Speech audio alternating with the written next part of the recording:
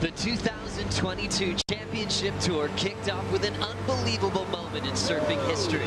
Kelly Slater driving behind another chandelier. He comes out. Kelly Slater has just won his 8th Billabong Pro. Whoa! The best one in my life. Risa Hennessy is the winner and #1. Griffin Colapinto. Bells Beach champion Tyler Wright. Isabella Nichols. Robinson has gone back-to-back. Salvador champion. The champion is Griffin Colapinto. For the 4th time. Carissa Moore.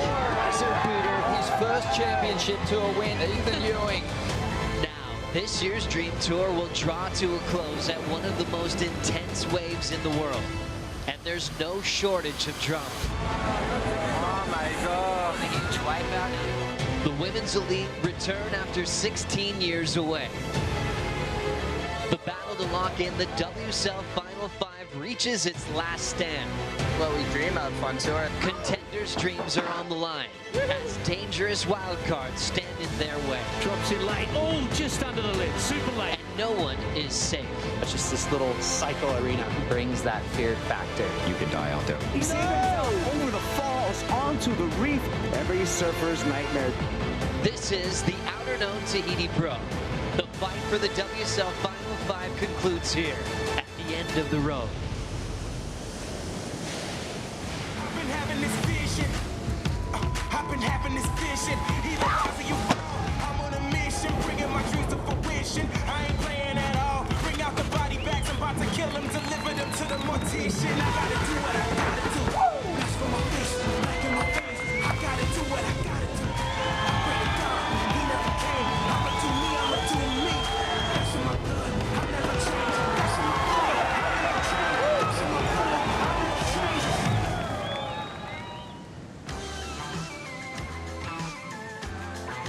The engines are fired up here at the end of the road this rainy, wet Tuesday afternoon, day 6 of the waiting period for the Outerknown Tahiti Pro.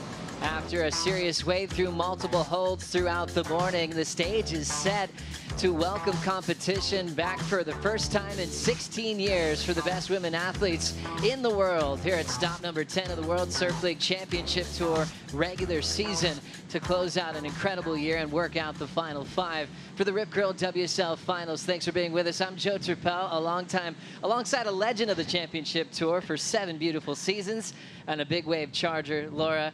This is the moment we've been waiting for. We're kicking off the event finally. It's been a big week. That we've seen everything here in Tahiti. We've seen the sunshine. We've had days of flat, pristine, just incredible days. And then obviously the rain's come in today, but that has brought the long-awaited swell that we've been waiting for. Steph's been kind of marked as this first heat for a very long time here at day 6. I know you've been hanging out with her over the last few days. How's she been handling that responsibility to check in for that first call every day? Yeah, she said she rented a ski over here and she did about 8 trips to and from Teahupo'o yesterday. So yeah, she's been getting her kilometers up on the ski, but she's checking out this wave and trying to surf as much as she can. Let's keep this vibe up. When we do that, we talk to Dimity Stoyle. Dimity out in the channel with Renato Hickle. I'm here with Renato. What's the call for today? Yeah, Dimity, after 5.5 days waiting, it is on finally. I'm excited. I'm nervous about it, but excited more than anything. We dealt with lots of flat days and a massive storm overnight in the early hours of this morning. Now the winds come down perfectly offshore. We're still going to have to deal with the winds as this trough migrates over Tahiti from south to north. So we hope we can make 8 hits, 5 hits of opening round of the women and 5 hits of the elimination round. If not, if the wind doesn't help towards the end of the afternoon, at least the 4 hits. So fingers crossed, 4 to 6 foot surf, some barrels on offer. Can't wait. Exciting. Let's do this. Dimity, Renato Hickle excited to officially call the contest on for the Outerknown Tahiti Pro as we dive deeper into the forecast, courtesy of Surfline. Thanks so much, Jonathan Warren, for all the updates, telling us about this south-southwest swell through today with sets in the head-high zone, a foot or 2 overhead on the sets. Consistency fair to a little lully at times, especially for those bigger ones. Morning conditions are okay with that side offshore, and then things shifting to onshore in the afternoon. That actually has improved as we speak this morning. Jonathan upgraded the wind this afternoon to a bit cleaner faces, 5 to 7 feet. letting us call things on. And now the exciting part coming into tomorrow, 8 to 12 feet. Laura, Thursday, 10 to 15 foot, and excellent conditions is Surfline's call. Très bien. Look at that. It's actually red. We're used to seeing the green there on excellent, but red code. Oh my gosh, amazing. We cannot wait for that. But, you know, these surfers are going to have to get through the next few days to make it to that incredible day on Thursday. And it's going to be very, very exciting. There's so many stories here unfolding. And here we go, kicking off the first heat. Stephanie Gilmore, Brisa Hennessy, Isabella Nichols officially on. And you look at Stephanie Gilmore first as enjoying longevity on tour. She qualified back in 2007, Rookie of the Year, world title in the same season. But it was actually the first year that Tahiti fell off the calendar for the best women surfers in the world. What does this mean for a surfer of Stephanie Gilmore's legacy to finally get a chance to surf at this wave? It's crazy thinking back. So that, you know, Steph got onto it 2007. She didn't get to compete here in Tahiti, and you know, we've had some amazing female winners over you know, in the history here at Teahupo'o, and you know, so many iconic women that have just charged out here. And to be back, you know, Steph has not had a lot of time here the last few years, but she's, you know, made an effort to be here. She's been here for the last 3 weeks. She's come for a few trips here with you know, her sponsors, and come and checked out, you know, this wave. But you know, she's been trying to put in the effort here the last 2 weeks, but the weather hasn't really provided. So she's excited to get going, and I think this is going to be a really big challenge for her and for all the women to just push themselves and to get out of their comfort zone. And I think, you know, even being in the lineup yesterday, everyone was, you know, feeling that anticipation just because there hadn't been maybe the warm-up waves that they would hope for the last few days or weeks. It's been such an interesting story, Laura. A lot of these surfers committed to come to Tahiti incredibly early. And most of them that you ran into, I saw Gabriella Bryan in the water the other day. She was one of them that signed up for a couple of weeks early here to this beautiful island, and she was just in the middle of a storm after storm after storm, constant rain. They'd have to drive across the other side of the island just to get some sunshine. So it wasn't quite the reps that she wanted to, you know, put in a couple of weeks out. But they're quick learners. Last few days, they've been really taking over the lineup here at Teahupo'o, and we'll wait to see that opening ride to come through for this heat. We talked about Steph, 7-time world champ. That's a huge story for her, number 4 in the world, fighting for an 8th world title, which would be tie-breaking with herself and Lane Beachley holding 7 world titles. But the surfer that's right behind her is Brisa Hennessy. It's incredibly close between those two in that final 5 picture. Brisa still hanging on to 5th, coming into the final stop of the regular season, Laura. Yeah, actually, all 3 girls in this event, in this heat, sorry, have mathematical chances of, you know, breaking that top 5. Bella's got a slight chance at the bottom there, but you know, this is so important for Brisa and Steph here. They'll be watching each other closely, but yeah, they want to try keep that 4 and 5 position and really clinch their spots in the WSL Final 5. As we check out the famous channel here at Teahupo'o, it gets very busy quickly. Whenever it's pumping, whenever the event is on, it's got to be the best seat to watch a pro surfing event, especially when it's big and barreling. And you talk to a lot of competitors. He said there's a lot more to learn from just competing on this wave, but kind of remembering that sometimes the surfers on the boat want you to go for the wrong one. So when they're screaming for you to go, you still have to be able to think on your feet and go, is this a good one, or do they just want me to have the biggest wipe out of the event? Totally. I mean, we're in the middle of, you know, we're quite isolated here at the end of the road, but, you know, the channel, it's such a vibe. There's so much going on out there. Everyone out there is hooting and hollering when the sets are coming through, and, you know, you actually do need to keep focused and just really know the lineup and know the waves, because yeah, someone could be yelling at a big wave, but not necessarily that means that you should turn and go. So, you know, all these women, I think, you know, the ones that haven't had, you know, maybe that ride that's going to give them the confidence in the last few weeks leading up to this event, you know, they'll be looking back to, you know, probably videos on YouTube or past events here, and just really picking apart the lineup and even being out there in the lineup on the days that aren't necessarily perfect. They're still learning, you know, their lineups, exactly what waves are coming through. And I know Steph was here a few weeks ago for a big swell, and that was when she just arrived, and she was out in the lineup and watching, you know, all the locals absolutely charging, but just trying to get an idea of where they were taking off, how they were taking off, and just getting used to that idea of pushing over that ledge, because that's what, you know, makes this wave so unique, that you know, some of these men make it look so easy, and women. Vahine makes it look very, very effortless, as we've seen. We're going to see here in the next heat. But, you know, just getting over that ledge and committing to a really big wave out here at this wave is, yeah, it's pretty scary. Historical day for pro surfing. Opening round starting for the women back after 16 years. Steph Gilmore versus Brisa Hennessy and Isabella Nichols. Let's get the vibe from the channel with all-weather Waz. Strider Wazalewski, and not too much rain now, looking real clean at the moment. Yeah, you know what? Unbelievable how many different faces we've seen out of the lineup this morning, you know, from wind to rain to glass. Now, you know, there was nobody out here on the buoys. Now we got a litter of boats and people all, you know, they call it on, bang, everybody's out in the lineup. It's really impressive how quick things get activated out here in the lineup. Seen a couple of really nice little nuggets on the inside rolling through.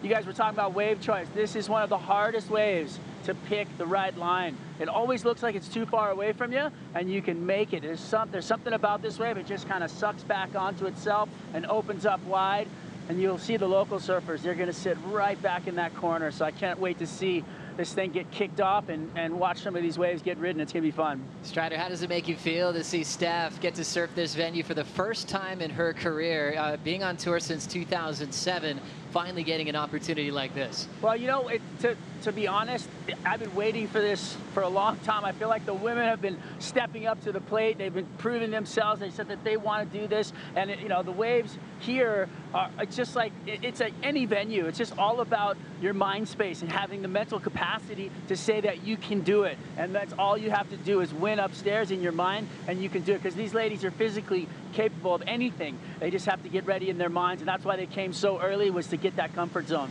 Good man. Strider will be catching up with Waz throughout this opening round of competition. Steph and Brisa, 4th and 5th in the world, looking to keep their spot to surf in the Rip Curl WSL Finals.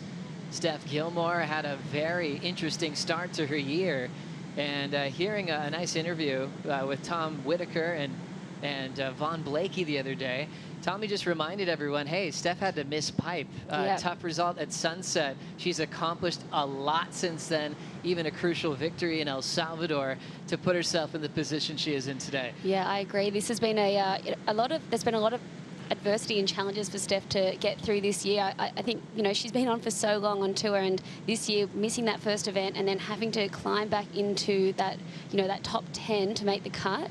That was a big mental challenge for her to step over. And then also just the new waves on tour. You know, she's forever evolving, and she's just as competitive as always. And, you know, she still wants to win. It's pretty amazing after so much time she wants to win. We caught up with Stephanie Gilmore talking about the women competing at Teahupo'o. It's always been one of those waves where I was like, oh, I'm kind of glad I didn't have to compete there.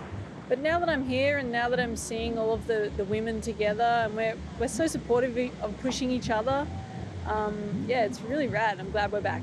A lot of us are pushing into these new kind of boundaries where we're like, oh, this is scary, but I'm going to have a go. We need to have these opportunities to come here and test ourselves to really make those steps. I was looking back at Steph Gilmore's first year, second year on tour. A couple of those seasons, there's only like 2 repeat events that she got to surf this year, this part of her career, where there's been a lot of new locations for Stephanie Gilmore. And you think, what would motivate her the most? Getting to compete at G-Land, getting to go to El Salvador, coming here to Tahiti. I mean, talk about new challenges, pushing herself in new ways. If the calendar never changed in 2007, who knows if she would have still been inspired to still fight for a world title. Yeah, I think that's, you know, the women's surfing is evolving, and what WSL have done here and putting the men and women at each of the same spots this year and having that equality has been so incredible for the sport, and it's really pushed the girls and made them tighter. Their bond here this week that I've seen so far, you know, they've been going out on the boats together on the lay days and just spending a lot of very, you know, wholesome moments together and just bonding. So, you know, that obviously goes out the window when they get out in the water and they really want to be fierce and win. But on land, these girls are actually even talking about getting matching tattoos. But, you know, they're, yeah, it's pretty special to see.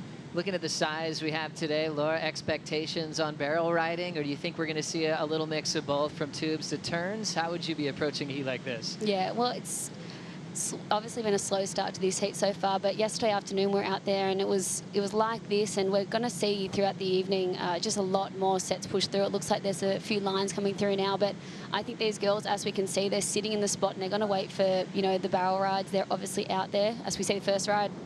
Pulling in and going straight down, Bella Nichols having a quick look on her back end, and that'll get the priority rotation started. Carissa sitting deep. Steph Gilmore in that bright red jersey, just sitting a little bit wider. Bella Nichols, an absolute charger, winning a big event this season at Margaret River, which was the last stop before the midseason cut. That win was crucial for Bella to make it to this part of the year.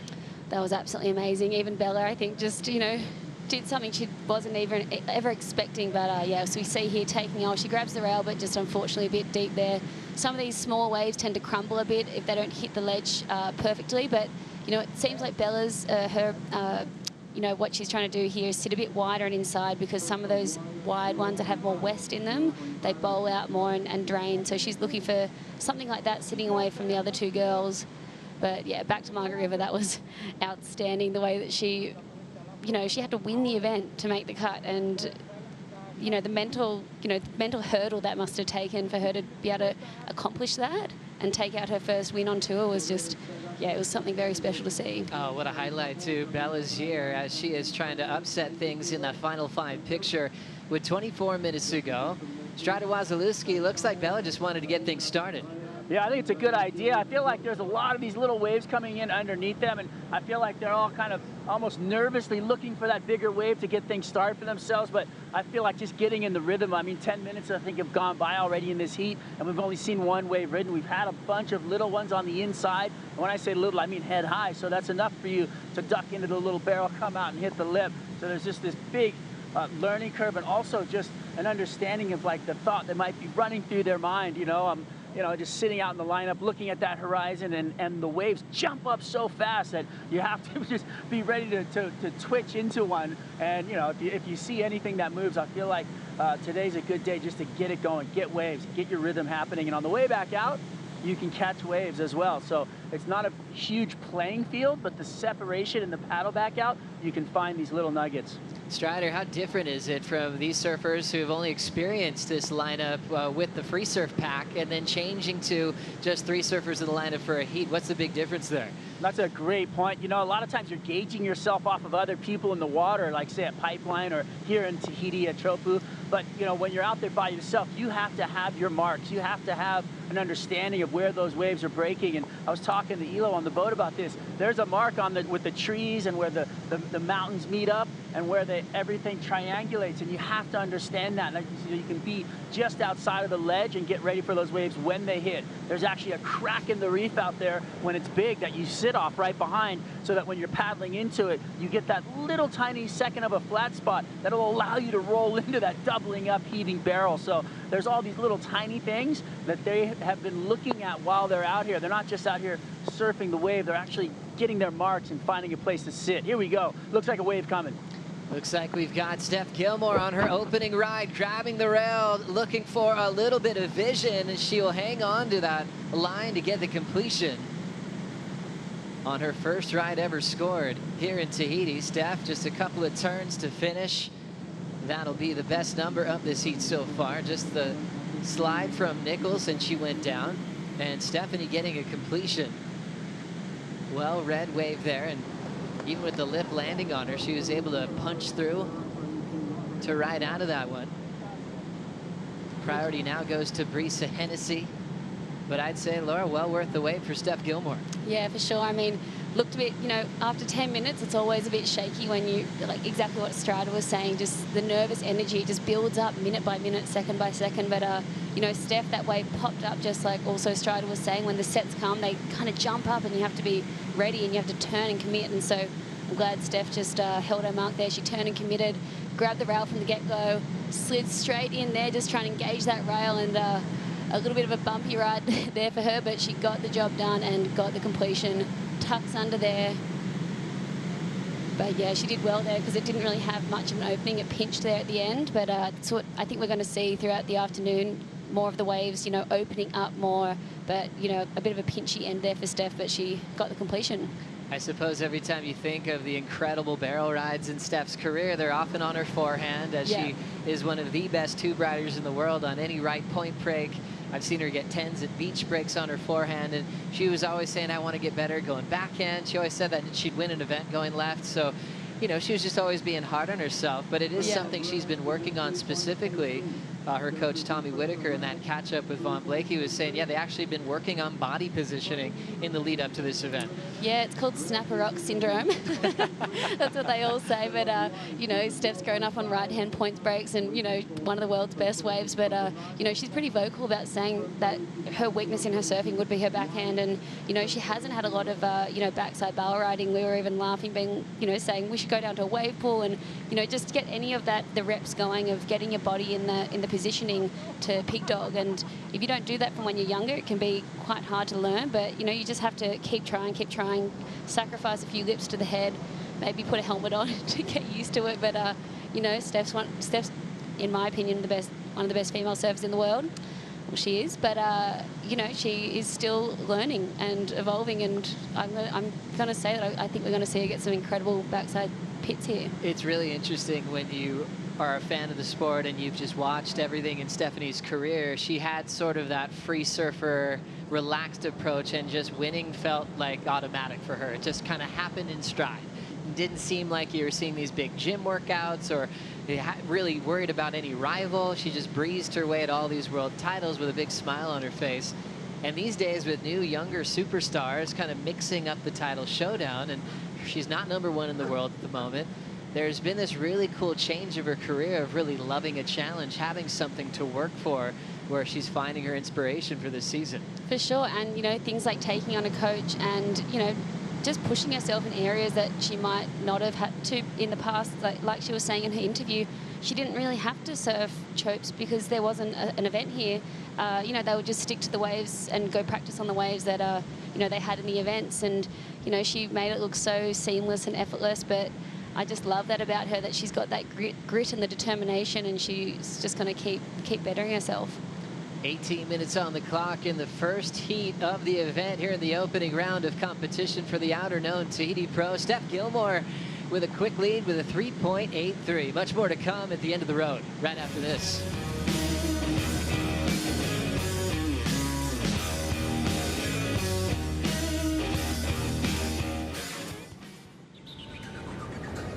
Yes, that time again.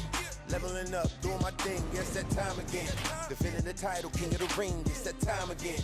Don't wanna win, I'm cutting you off, cause it's that time again. Yeah, it's that time again. Yeah, it's that time again. Leveling up, doing my thing, yes, that time again. Defending the title, king of the ring, it's that time again. The beach goes absolutely wild. The seed has erupted at lower trestles. My job is professional surfer. My goal is to win titles. That's what I'm here for. The world's best surfers in the world's best waves. We've had a shark attack. Whoa. It's the most intense surfing scenario you can imagine. I have to step up my game now and not make any mistakes. Oh my God. This is a war. You have to find a way to win it and do it at all costs. Who is your favourite surfer? Slayton! Kelly Slater!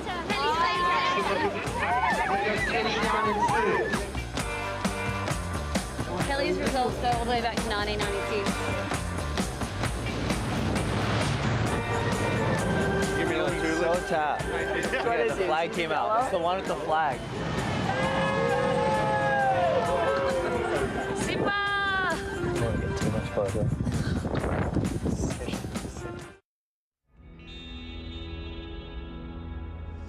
I've always found so much inspiration from so many other women and men in the water that I've never really felt like I'm the greatest or the best. But to win a #8 and to hold that record would be very cool.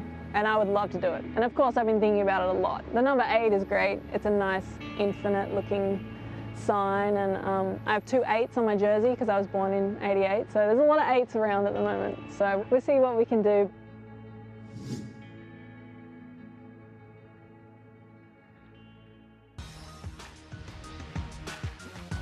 One of the all-time greats, Stephanie Gilmore, shares 7 world titles with Lane Beachley, and just dreaming of having that number 8. It could happen potentially this September if she hangs on to her spot in the Rip Curl WSL Finals, into stop number 10, number 4 in the world, right into the break. Steph got her second scoring ride, Laura. Yeah, just going to turns here, Steph. Nice hook in the pocket, showing some variety and commitment there on the inside. Goes so shallow on the inside reef there, and on these smaller days it can be just quite dangerous, because I mean, every day it's very dangerous, but just, you know, see her ejecting there, because it'll get you, that reef. I think there's so many years you just show up here and you're waiting just for a highlight reel of barrels, and then you remember a lot of finals that are decided on turns, and how good a turn does feel on a powerful wave like this on the reef. It feels great. Yeah, and I think with the you know, the forecast that we have, I think running this afternoon and kicking off the girls is for sure the right decision. You know, looking ahead, I feel like the girls can be finished in some amazing epic waves, and it's pretty cool seeing them get the ball rolling right now. Pretty exciting, just looking at what's ahead, and obviously Renato Hickel's job is to finish the entire event, so deciding to turn on the opening round this afternoon in anticipation of big surf over the next couple of days. As we think about the WSL Final 5 picture, we have 3 spots available to really officially clinch to head to lower trestles for the Rip Curl WSL Finals. The waiting period starts September 8th all the way through the 16th. And it's a one-day showdown where the number 5 seed takes on the number 4 seed, tries to go all the way to the title match to take on world number 1. At the moment, number 1 in the world still Carissa Moore, and she's still trying to clinch that spot. Heading into Southern California, she's already officially in the Final 5, guaranteed to fight for a 6th world title, but now it's up to clinching that number 1 seed. She had it last year when she defeated Tatiana Weston-Webb in a close decision. Carissa Moore preparing in the boat, coming up next against Gabriella Bryan and a wild card named Vahine Fierro. Back to action here, wave number 3 for Stephanie Gilmore. Clean backhand turn, and she'll just throw that insider away.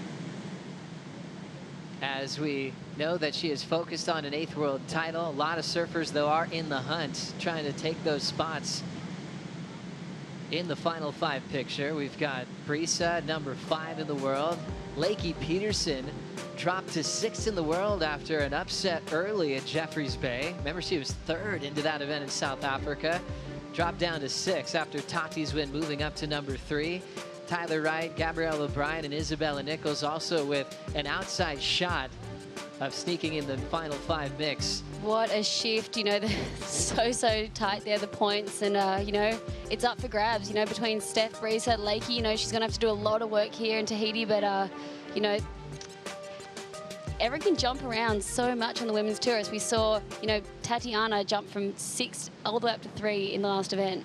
Here's a superstar, Vahine Fierro, that's put in more time than anybody in the draw on a wild card. That's just been waiting for this moment for an incredibly long period of time. As we remember, last season, this event was canceled at the last minute, and Vahine was in the event last year. And so she had to kind of let that one go, but it's still been just burning a fire in her belly, and she's so happy to finally get this opportunity. She's coming up next. For sure. And what have we seen her do all year since that event got cancelled? Just go from strength to strength. They you know, they've had an amazing season here in Tahiti, and Vahine has just had the most incredible highlights. Just, you know, just every swell just charging that bit more, and just getting so comfortable out here at this wave, at one of the scariest waves in the world, and she looks like she's dancing on the wave. And you know, obviously today is going to be a very different story for Vahine. She probably you know, would just come out and have a little play around on days like today, but you know, looking at the forecast, like we said before, she'll be wanting to compete well today out here and use her local knowledge so she can get into those perfect conditions. Got to be the scariest draw when you see a wild card with all of her experience. Coming up next in about 11 minutes from now, Steph Gilmore still leading this heat, 3.83 and a 3.67. Bella Nichols second priority with her 0.5. I think there was a lot of people expecting a lot out of Brisa Hennessy, who's still waiting patiently with priority due to all the reps that she's had behind her. Big days at Cloud Break, surfing over shallow reefs, being on her backhand. She's kind of refined that backhand tube style quite well over the years. Yeah, well, during COVID, she had the best home, I would say, of everyone on her own, living in Namotu Island in Fiji. So she got to get very comfortable in big, heavy backhand barrels. And, you know, we were actually just talking about how, you know, the difference and how she's feeling being out here. So we see a little bump potentially coming through.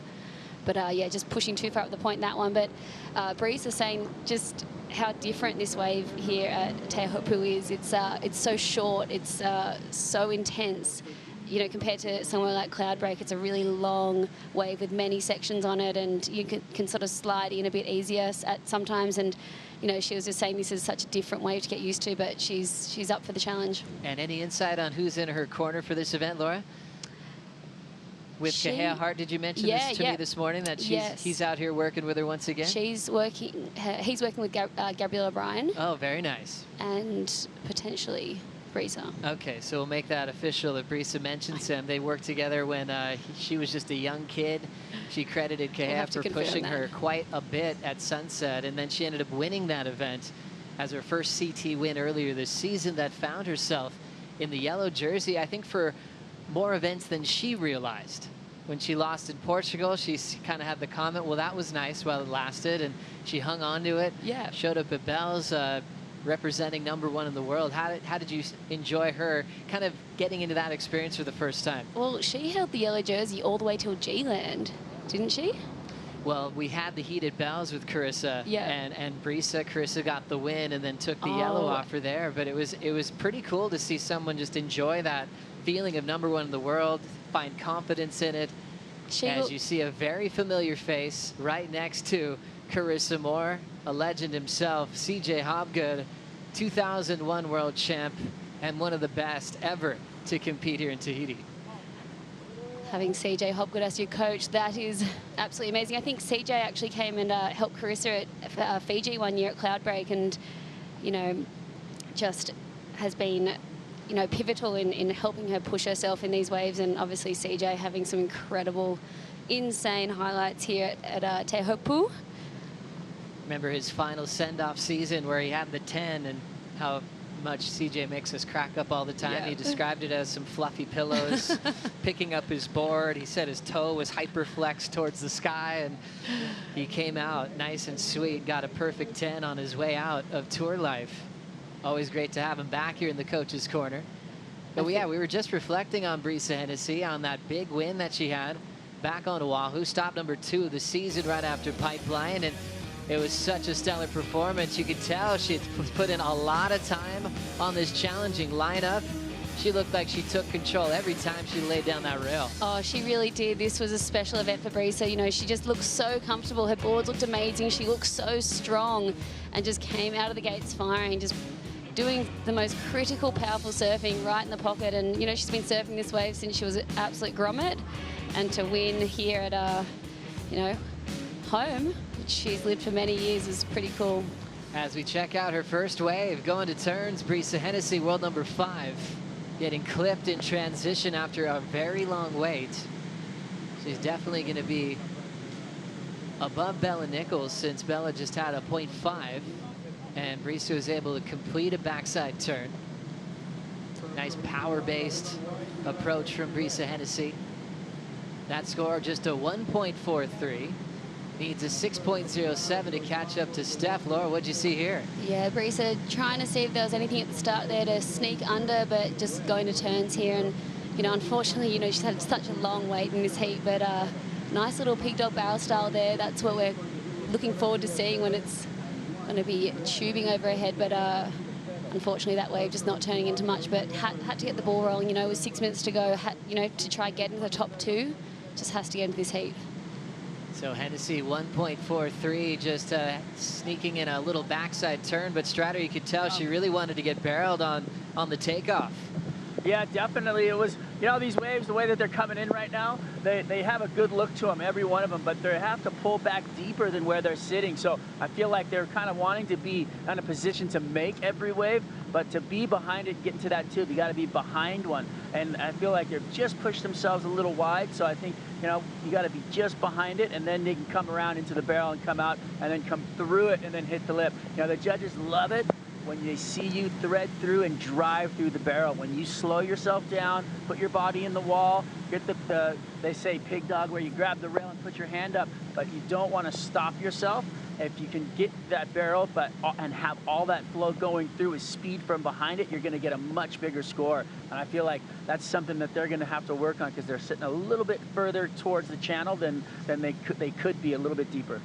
Thanks so much, Strider. I saw Brisa Hennessy out here on dark last night, and I think her whole goal was just to pick off a set. She wasn't really trying to scrap around the lineup, and was just really wanting to feel the biggest energy that she could before the contest would get underway. Her father, Mike, was just in a canoe, just kind of pacing back and forth and showing his support for her in the water, and Brisa just stuck to her game plan. Her only goal was to try to really feel the size and the energy here at Teahupo'o. And she got to see some great rides as well from some of the men that were out there. Connor O'Leary probably got the best out of the free surf last night. Sure. A big stand-up cave that had the whole channel light up. For sure. I mean, yeah, like we were saying, the athletes have been here for so long, and a lot of the men have been here since, what month are we in? We're in August. It is. They've been It's here August since the end of already, July. Laura. So, and, you know, they've been here a long time. You forget what day it is when you've been on island time for a week, but, you know, they've been here a while, and last night was some of the best conditions we've seen. It was on dark. You know, it was sort of like this, how it is now, but we saw a lot of proper waves come through that actually were just going top to bottom, draining out, and had some pretty awesome spits. So yeah, like you were saying, Brisa was sitting right at the top, right in the spot. Just even if she wasn't getting on the waves and the men were, then she was, as we see, a little lump. 3:50 to go. Bella Nichols with priority as she sets up the backhand attack, going to turns here. Quick whip into the pocket. She'll throw down a second carve. Needs a 7 to take the lead off Steph. As we're down to 3:30 to go. First place, remember, goes straight to the quarterfinals, as second and third will be sent to the elimination round. Elimination round, you're not getting many points on the rankings, and it'll be very interesting for Brisa and Steph. Whichever one, if Brisa gets to get a jump into the quarters here, she would then pass Steph on the live rankings to number 4 in the world. Steph already has the lead, so she'd like to increase that and get right into the final series. Yeah, for sure. It's a really important heat right now, so Steph's going to have to play her cards pretty well with 3 minutes to go.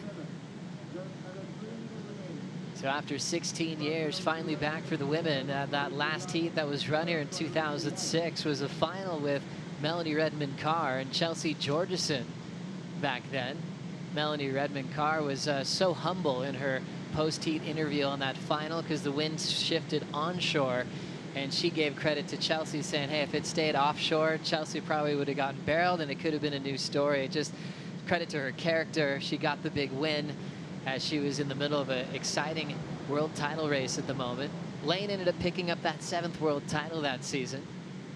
But what a historical event. Chelsea was so dangerous. She actually had a 10 that year in 2006 to beat Lane Beachley in the semifinals. Oh, Chelsea, yeah, she's absolutely amazing. One of the best bell riders that, you know, I grew up watching and just admiring. So Chelsea, if you're out there watching, we love your work. Just seeing her getting stand tall barrels out here was something I'll never forget. And, you know, obviously Kate Scarrett, the first winner here in '99. Yeah, so cool. She's here. She's here. We'll have to get Kate into the booth. Kate, if you're listening, we'll get you in here to talk us through what that was like back then. Kate Scarrett, so cool to see her in the channel as she's enjoying the action, welcoming the women back. She won this event back in 1999. An absolute charger, not just at this venue, but also a pipeline in the heavy water waves. Always loved a huge tube ride and really pushed the limits way back in the day. And good to see her get the call up to enjoy the action again here from the channel, the best view in the house, as we've got 1:15 to go. Gilmore in position to potentially go straight to the quarterfinals, which would be huge for her campaign to keep her spot in the WSL Final 5. Yeah, this will feel really good for Steph to just get through to that quarterfinal result. But, you know, obviously a slow heat here. It's been quite unfortunate. The girls obviously not expecting this.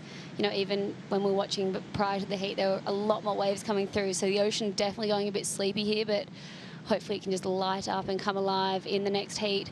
We know that that swell's pushing in because it's going to get really, really big in a couple of days and even tomorrow. As we see locking into this one, Brisa Hennessy, smart decision, aggressive backhand snap. Clean carve to set up the second effort, third turn right on the money. And she'll jump off over almost dry reef. When it's smaller like this, it gets so shallow on those finishing turns. I feel like that was great time management for Brisa Hennessy. Didn't really leave her outside position. She obviously was really waiting for a big barrel. Had to switch to turns, chasing a 6.07 to get the lead off Steph. As we close this heat out, 2 seconds to go. Just behind the horn was Bella Nichols. She'll still pull in and ends up getting shut down. So it's just coming down to the last wave for the Costa Rican Brisa Hennessy. Yeah, 6.07. I don't think it's going to go there, but must have felt nice to just, you know, be able to get a few turns in there for Brisa. As we take another look, Laura, what'd you see here? Yeah, it was super nice. You know, that board looks so spicy under her feet. You know, you come to Teahupo'o and you don't really expect to do turns, but this board looks amazing, and just getting a few really nice ones in there. We'll see if it comes in, but Steph will be holding her breath there. Important heat for all these surfers, especially Brisa Hennessy, who's number 5 in the world at the moment. Lakey Peterson right behind her at world number 6. As we keep a close eye on the final 5 picture, Lakey, number 6 in the world, comes up in heat 4 with Tati and Courtney. As you're seeing early signs of the number for Brisa, first score not enough at a 4-point ride. It averages out to a 4.17. She moves to second. Gilmore will take the win and go straight to the quarterfinals. Yeah, that'll be nice for Steph. First heat out here, 16 years. Obviously was hoping for probably a bit more for the ocean to come alive, but she got the job done, and that's what it's going to take. And well done for Steph Gilmore. First approach at winning a heat here in Tahiti in her career, and she gets the job done with a 7.5 combined total. Opening round continues. Vahine Fierro coming up next against Gabby Bryan and Carissa Moore.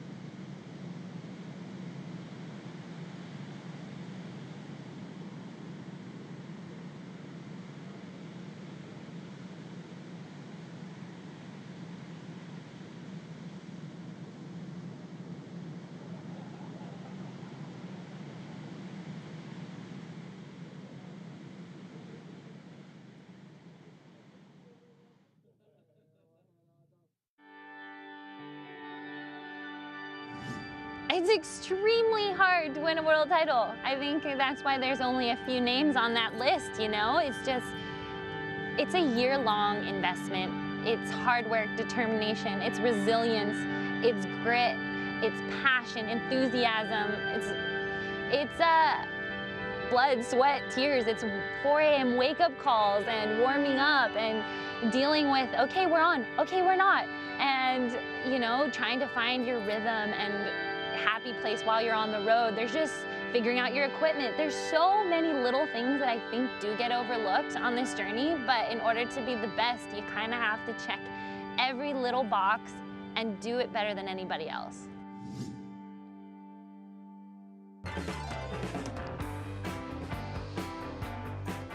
What a champion in Carissa Moore, a 5-time world champ, a defending world champ, going for number 6 this season. We already know she'll be in lower trestles this September to compete, but will she clinch that number 1 spot? Well, she's one heat win away.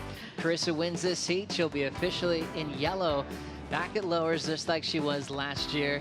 As we set up opening round heat number 2, Outerknown with Laura Enever, Riss taking on Gabriella Bryan and Vahine Fierro.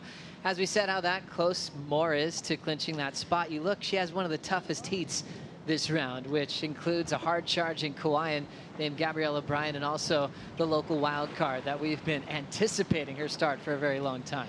Yes, yellow is Carissa Moore's favourite colour, so she will be trying to get into that, making this heat. That'll be amazing to know that you're going into the WSL Finals with that yellow jersey. But yes, look at that. Vahine Fierro, we've been excited to see her get rolling in this event for over a year now. And Gabriella Bryan, she charges. So we've seen her, she's been here for a couple of weeks now, and yeah, she's not afraid to push herself over the ledge. So she does have a very hard heat, Carissa Moore. Gabriella Bryan made a couple of missions out here to Tahiti through her pro junior career, where she was incredibly successful over at Papara, the beach break. First time she tried to surf in that event, she made the final, got second, came back the following year and won the event. And she said on one of those trips, she actually did head to the end of the road to try to take a look one day, but didn't really have a lot of experience. She was focused on winning that pro junior title, and she was successful there. So she said, yeah, I got here early this time and got really wet with rain. Didn't get the warm-up she was hoping for, but she's still really confident and excited to put on a show today.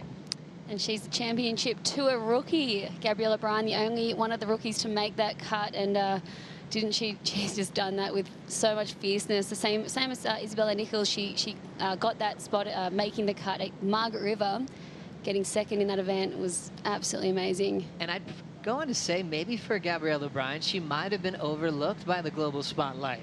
There was a lot of hype, and for good reason, on some of the rookies that we had on tour. What a class we had at the start of the year. Pipeline from Betty Lou, Sakura Johnson, Molly Picklum. There was a lot of expectations on those two as well.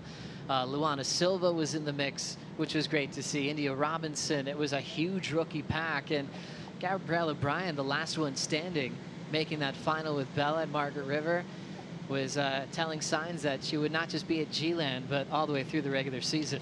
Yeah, I agree. I think Gabby's name on the main stage wasn't one that you would, relatively known, but she really just came in and just made such a statement, a third at Sunset in her second event on tour, and then, just showing how just incredible she can surf in big, chunky waves of consequence, going over to Margaret River, bells, putting on a show. She's just come out of the gates, and her mum's been traveling with her, and she's absolutely amazing, and just says that, Gabriella Bryan hates losing. She hates it. She's so competitive, and that's what has made her, that's why we're seeing her here. As we see the opening ride, it goes to the local wild card, Vahine Fierro. A nice snap to start. The channel erupting through the two-turn combination. And you see that technique, just to step off, nice and shallow right there, so she doesn't want to penetrate too deep. Great execution, a clean style from the wild card. As we'll anticipate that score to lock in. First, let's chat to our first heat winner of the afternoon. It happens to be a 7-time world champ, Steph Gilmore with Shimmy Disco. I've got Steph here, and it's been a long anticipated wait, 16 years since the women are back at Teahupo'o, and you started with, little barrel, but went to turns and got the win. How did that feel? Yeah, to be honest, I was so nervous and excited, and I think all three of us, when the heat started, we all kind of looked at each other and were like, all right, let's go. This is really cool that we're here, and we have this opportunity to go out here at Teahupo'o and try our best. And it was really slow. So my strategy was to just make sure that I stay busy and you know, it's kind of, there's a few barrels, but then few and far between. So if I could just do maneuvers, and if a barrel comes, I'll try get it. But yeah, just try and be active. So that was my plan. There wasn't many waves, but it worked out. It was very slow, but coming into that, you got so much pressure, you know, sitting 4th place, coming into the, you want to qualify for the final 5, obviously. So how's that build up, knowing coming to a new spot like this and having a new event on top of the pressure that you already have? Yeah, that heat in particular, because I have Brisa in there, and Brisa is like, you know, she's right there and trying to get into the top 5. And so for both of us, we were like, all right, this is a really important heat for us. And oh, here goes Riss. Go, go, go, go, go. Steph, Here goes Carissa. She's dragging in. Oh, she's going to get pitted. And she's coming out. Nice. Tube time. Super good. Carissa's been on fire out here. So, yeah, I'd say her and Vahine are the ones to watch for sure. Excited. Good luck in the next round. Thanks so much. Stoked to be back. So good. 2 good friends hanging on in the channel in paradise. Dimity, thank you so much. Stephanie Gilmore, happy to just break the ice, start this heat for everybody in this contest here at the Outerknown Tahiti Pro, and then she got to call her rivals opening ride. 5-time world champ Carissa Moore pulling in under the hood to get things started. Remember, we already had Vahine Fierro get a wave. 2 turns, 4.83 as we're setting the judging scale, comparing those turns to the barrel ride of Riss. Laura, what do you think? Yeah, that was nice. Steph Gilmore has a future in commentary after, but look at this. We saw Riss, or heard Riss take off on this one and pull in just absolutely perfect. You know, Carissa's got one of the best barrel riding techniques on tour, especially on her backside, so it was amazing to see her get started there. She read it so well, and Vahine behind her drops into this one and just goes to turns there. Amazing, nice, smooth turns right there, critical surfing in critical sections, and I think very smart for Vahine to go to turns, and obviously seeing in that last heat there weren't a lot of barrel opportunities, but yeah, as soon as you hear that line up and of the boat screaming, you know that there's something coming, and probably wishing you're on that one. It's an interesting balance, isn't it, Laura? I mean, it happens at Pipeline, it happens in Tahiti every year. Any wave that everyone's trying to show that they will go and prove themselves. Tommy Whitaker was mentioning to Vaughn in that interview that I enjoyed how he'd go to Pipeline, and sometimes decision-making on the heat would go out the window because he just wanted to show everyone that he's going to go. And then sometimes that's not the best wave to take if you're thinking about the heat and making it, where you can almost lose your game plan because you're trying to show everybody, hey, I've got this, I'm going to charge. And I feel like we saw that happen to Tatiana a few times. Big cloud break, big pipe, she'd be the favorite.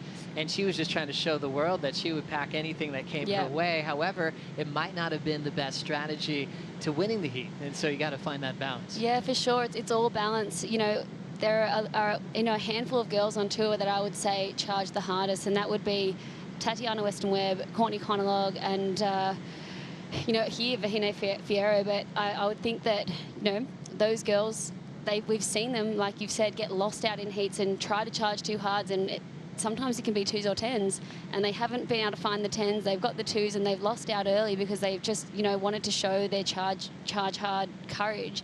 And, you know, when it comes to competing, you have to pull it back and be smart. So, you know, obviously Vahine's team telling her that, you know, go to turns, don't sit there and wait for the whole entire heat, get started early. And, you know, she got a 4.83, which was still one of, you know, before Carissa's 6, the best score of the morning. So she's got a great backup there, but Carissa just get lucking in with that beautiful wave there. A lot of things to prepare for when it comes to a big event like this. Riss, well prepared. She's had previous strike missions, and it definitely showed on her 6.17 strider. Yes, definitely. I mean, the way that it was a little bit of a wait, and there was some risk in not taking some of those first waves. But then to find that little perfect wave, the way that she threaded the needle and then found that beautiful arc on the face to come back into it. She was paddling back out, CJ paddling over, said, hey, those other waves that you didn't go for, those are scores too.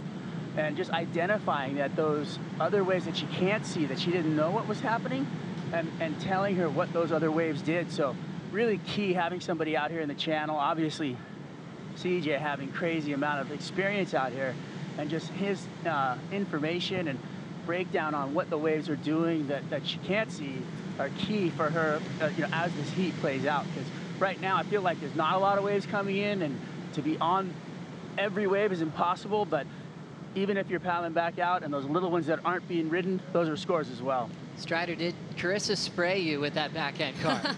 You know what? I'm so glad I had my shades on, because the water just pelted me right in the face, and it just made the biggest smile on my face. She's such a clean arc, and as she turned down the face, she gave it the extra, you know, torque in the corner, and when she did that, all the fins came out, the rail was set, and I was just like, just so lasered right in on watching it that I, like, you know, probably was a little too close. The thing just like sprayed me right in the face. It was amazing.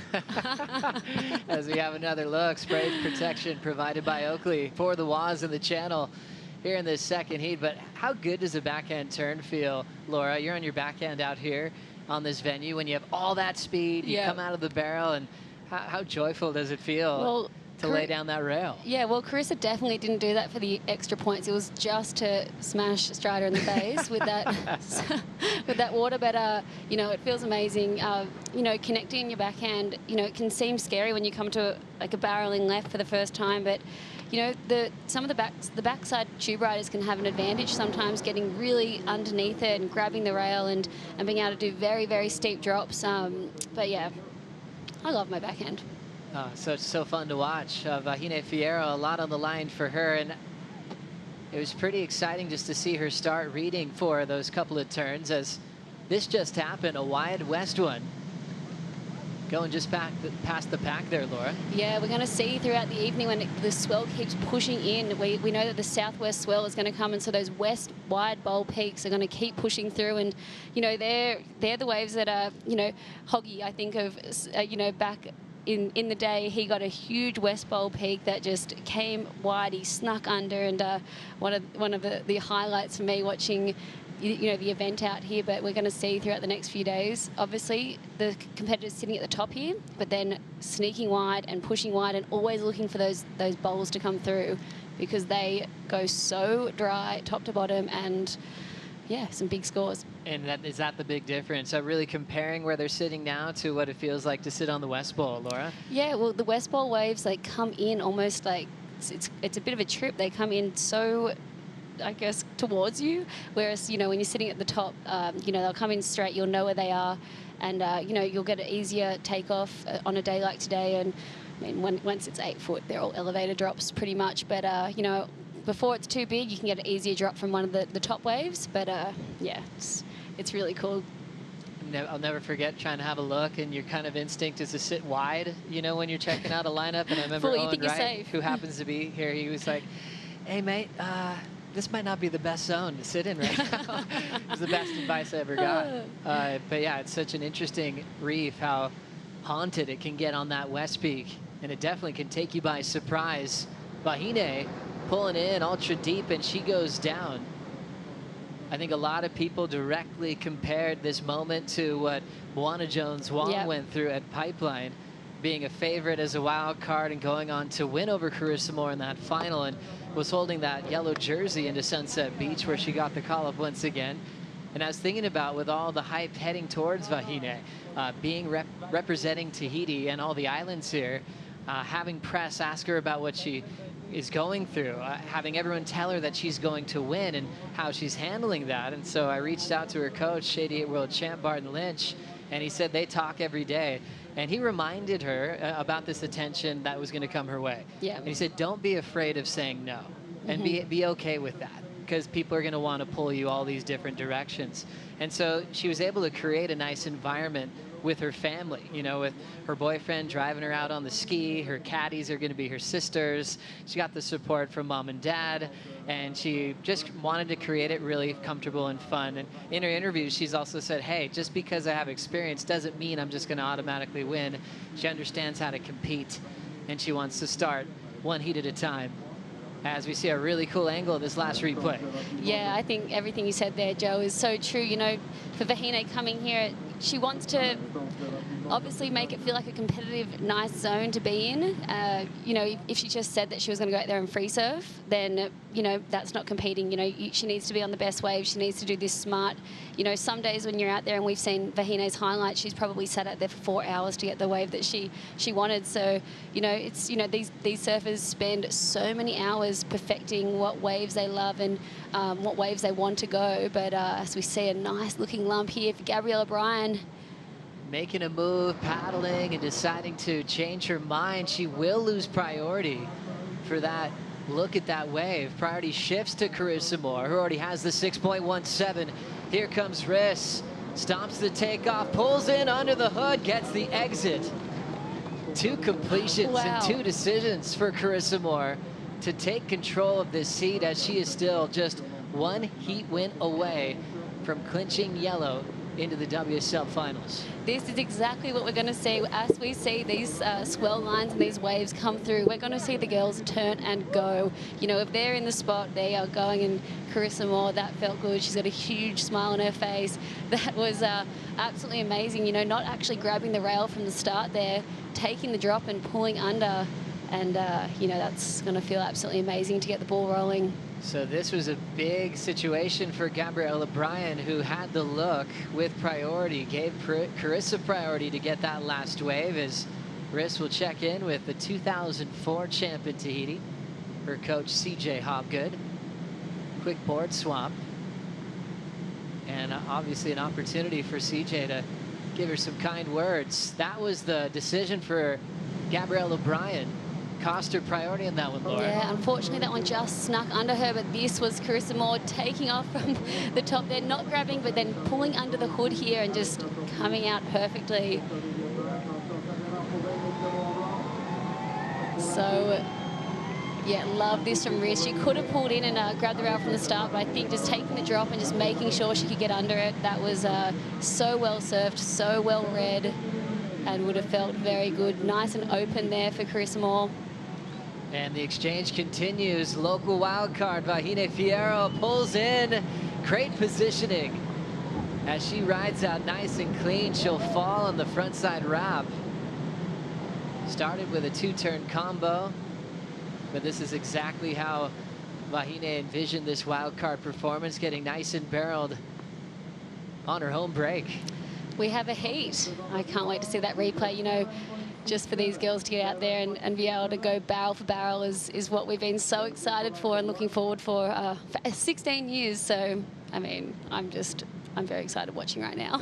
Carissa Moore turning in a 7.67. This was last of Vahine. Yeah, Vahine right in the spot, showing that local knowledge, sliding straight underneath there. And as you can see, these waves starting to stand up and show the proper chopu that we love to see, but just the positioning. This is what we're going to see from Vahine throughout the event. She knows this wave so well. She can get herself perfectly in that beautiful spot, that sweet spot. But obviously just so nice and deep, coming from behind, putting on the brakes there and just sliding under here. Wasn't, you know, nothing too long compared to what we're used to seeing from her, but just absolutely amazing. Disappearing there. And this wave just staying nice and open for Vahine. Such a stylish surfer, so easy to watch in big barrels or in performance conditions. She loses the handle on the finishing move, and her score still comes in as a solid number, a 6.9 for the wild card. Right behind Carissa Moore in second. Now needs a 6.95 to take the lead. 15:20 on the clock, and looks like Vahine interested. And she'll hold back there, sitting with third priority. Now we're starting to establish a bit of a tube shootout now, Waz. Wow, there's some action happening out here. It was, you know, we had a slow morning or afternoon so far, but then to see these kind of waves come in and to see the sequence of events that happened for Carissa, you know, for that to go down the way that it did, and the priority to change as the paddle was happening, and then to flip over to Carissa and for her to be right there underneath that ledge.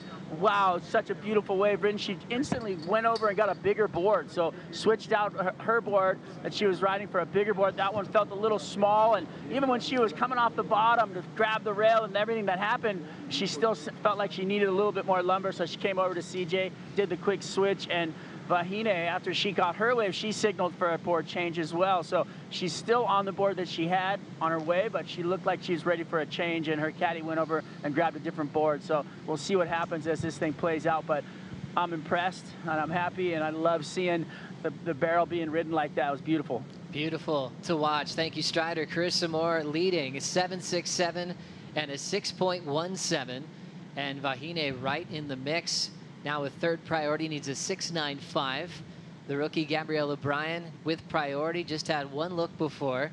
She needs 2 waves to break the combination to have a shot to go straight in the quarterfinals. Interesting for Carissa Moore, as she just has one more heat to win to clinch yellow heading into the Rip Curl WSL Finals. We'll see if she can hang on to the lead right after this.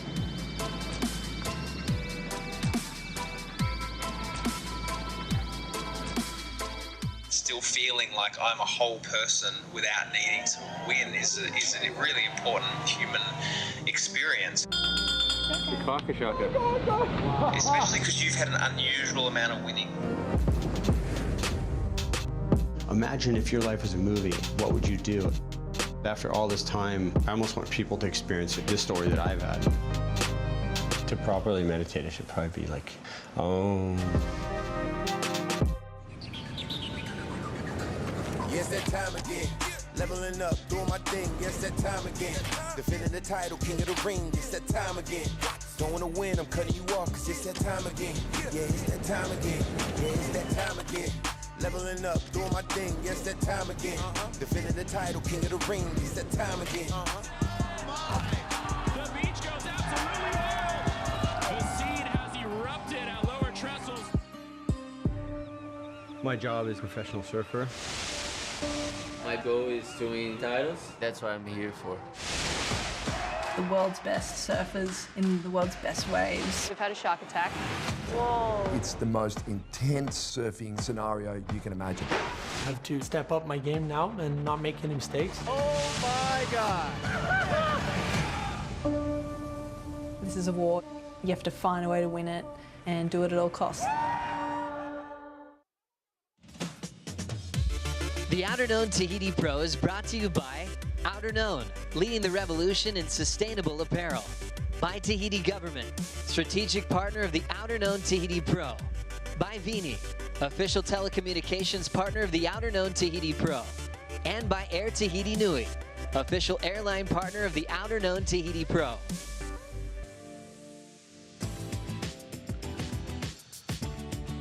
Welcome back to the Outerknown Tahiti Pro, stop number 10 of the regular season on the World Surf League Championship Tour. Carissa taking on Vahine and Gabriella Bryan, just 3 surfers out. Carissa with the lead and a chance to clinch that #1 spot heading into lower trestles. And it's interesting, last year, Laura, we were all watching it go down for the first time. Carissa got her 5th title. Gabriel Medina got his 3rd. It was incredibly exciting, but the #1 seed went on to officially clinch in the title match. And things were very stressful for Carissa and Tati because it came down to that 3rd and deciding match, which is a best-of-3 series.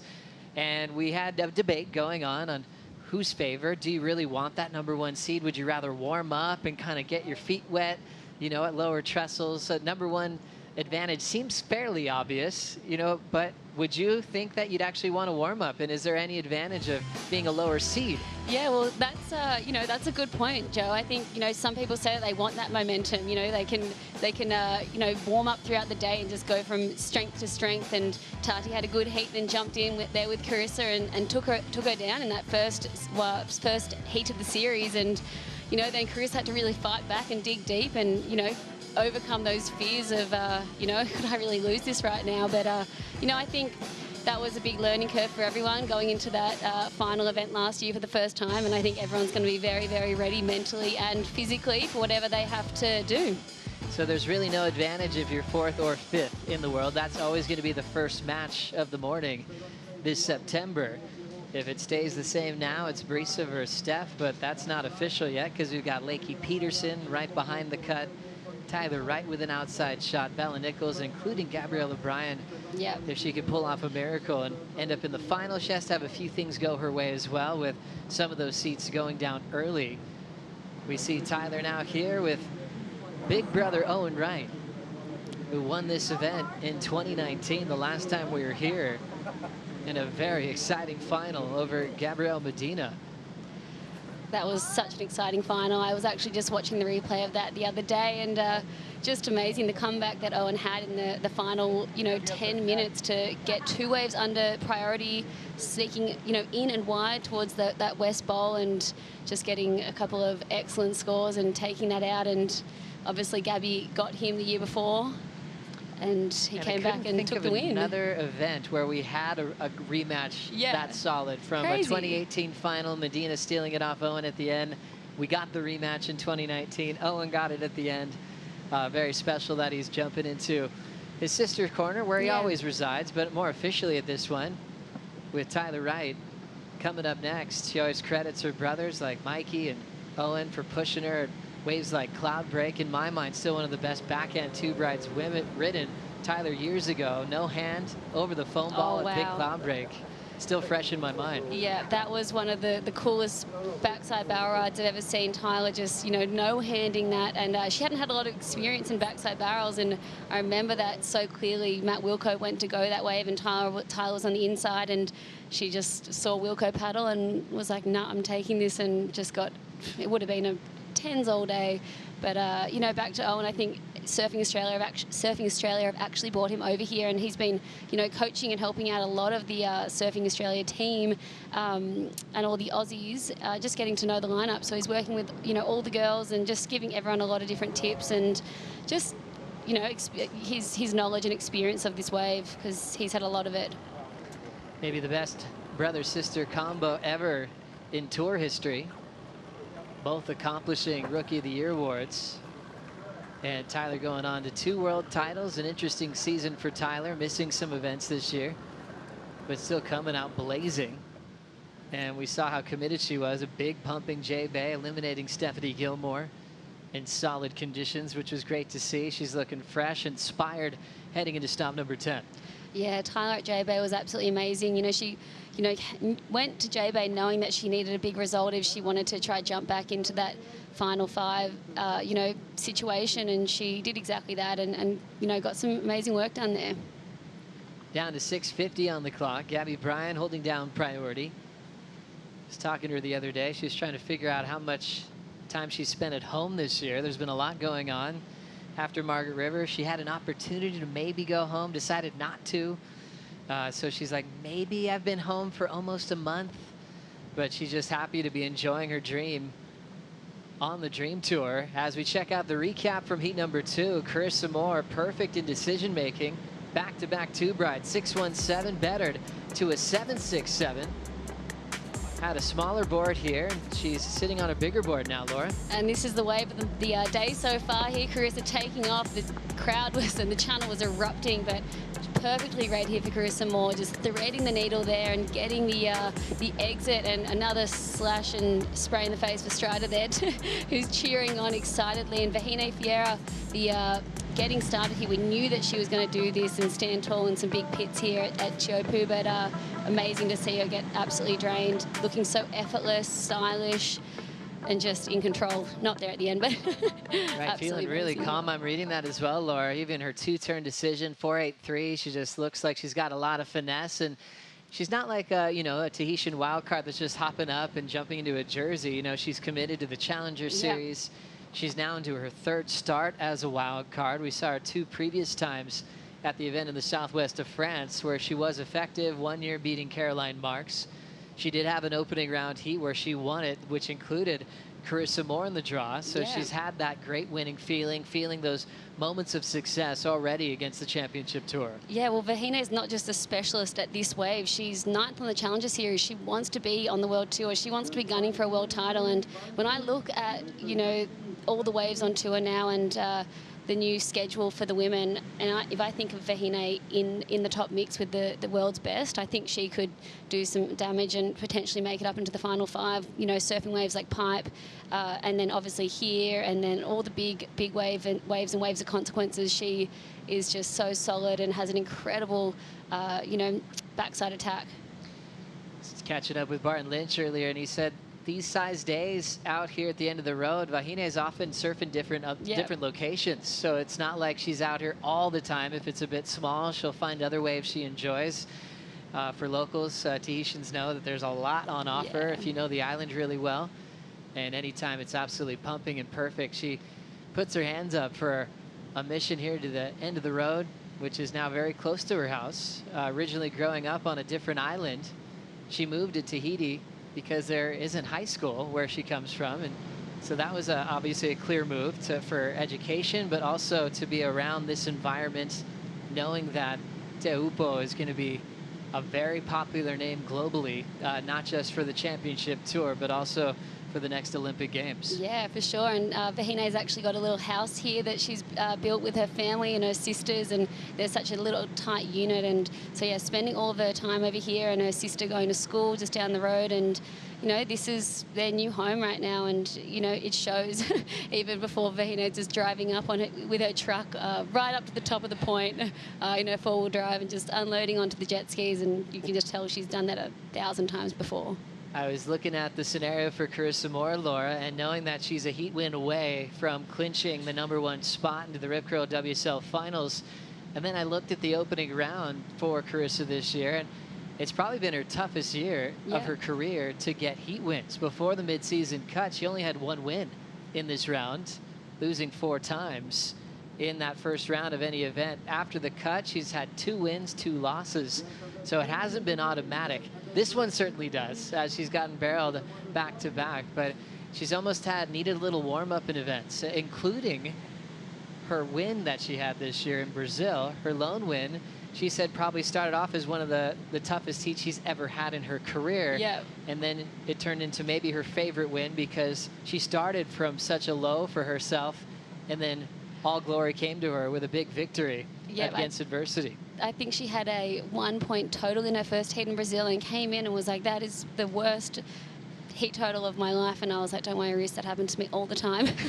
But then she went on to win the event, and she finished the event with a 9-5 and, you know, just took that final. And that was a really special win. That was her 5th or 4th final of the year. 4th final, that's right. Yeah, it was so good for her to get the win. She'd had 3 losses and finally got the win there. And it's very interesting where we're at in surfing history. When, you know, Steph tied Lane with 7, it just sounded like such a giant number and unreachable. You're kind of just thinking about Lane and Steph. And now with Carissa getting close to a 6th, that door is closing, where Carissa could be joining that class very soon. I think Steph's kind of realizing that her time is now to try to achieve an 8th, because Carissa Moore, still just 29 years of age, only looks like she's improving her game on the championship tour. For sure. I mean, Carissa's been around so long. She's a veteran, but you just see her come back, and even in that interview she did before, you know, just always evolving, and you know, she's really, you know, just working on the way that she approaches every year and how to make it a balanced but really effective way for her to be world champ and be the best, and yeah, just how to balance it all. But you know, it's just, she's inspiring to watch. 55 seconds remaining. Gabby Bryan, the rookie from Kauai, still with priority, but still comboed for the win. Vahine Fierro got barreled for a 6.9. She's got her sisters caddying for her in the channel. Able to sleep right at home. That jet ski ride, it was driven by her boyfriend, as she's just super comfy in situations like this. With 30 seconds to go, she doesn't have priority, and she's the closest to turning anything around for Carissa Moore. This is going to be a big confidence boost for Carissa, you know, coming into this, and like we were saying, none of the girls getting a warm-up that they really thought they would get with the conditions the last few weeks, but to come out here and get a 6.17 and a 7.67. As we see Using Gabby. priority, Gabby Bryan going down, trying to force the barrel on an insider. And we will run out of time, making it official. Carissa Moore is your #1 seed at the Rip Curl WSL Finals in back-to-back seasons. What a year it's been for Carissa Moore. Incredible consistency. A lot of major finals this year at different venues, including Pipeline, where she was runner-up to Moana Jones-Wong. Got her first win of the season in Brazil at Saquarema. And now officially clinching that yellow jersey, the #1 seed. She'll already be in the title match. And we'll see who comes her way this September as Carissa moves straight into the quarterfinals. Heat number 3 coming up next. We'll bring in Kaipo and Pete for the call right after this.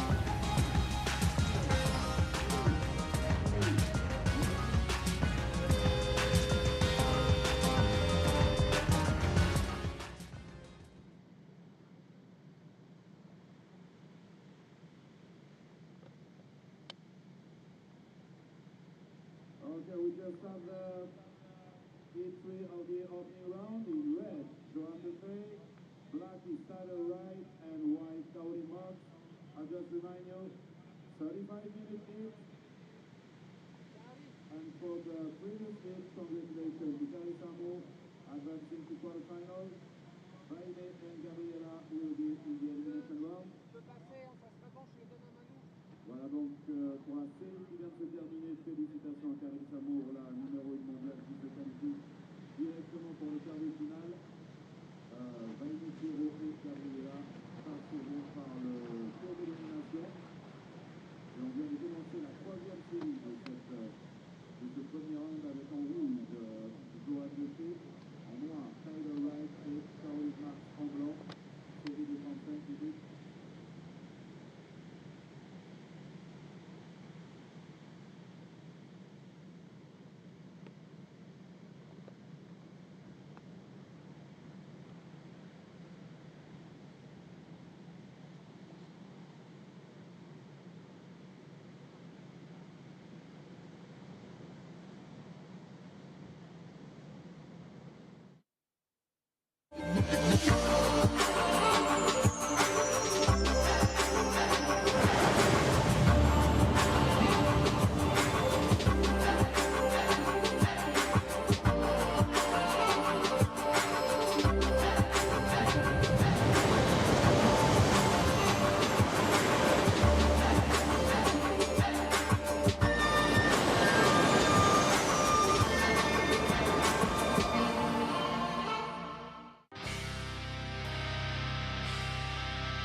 The beautiful island of Tahiti here in French Polynesia, and it is a wonder to see beautiful scenics and even more an impressive wave.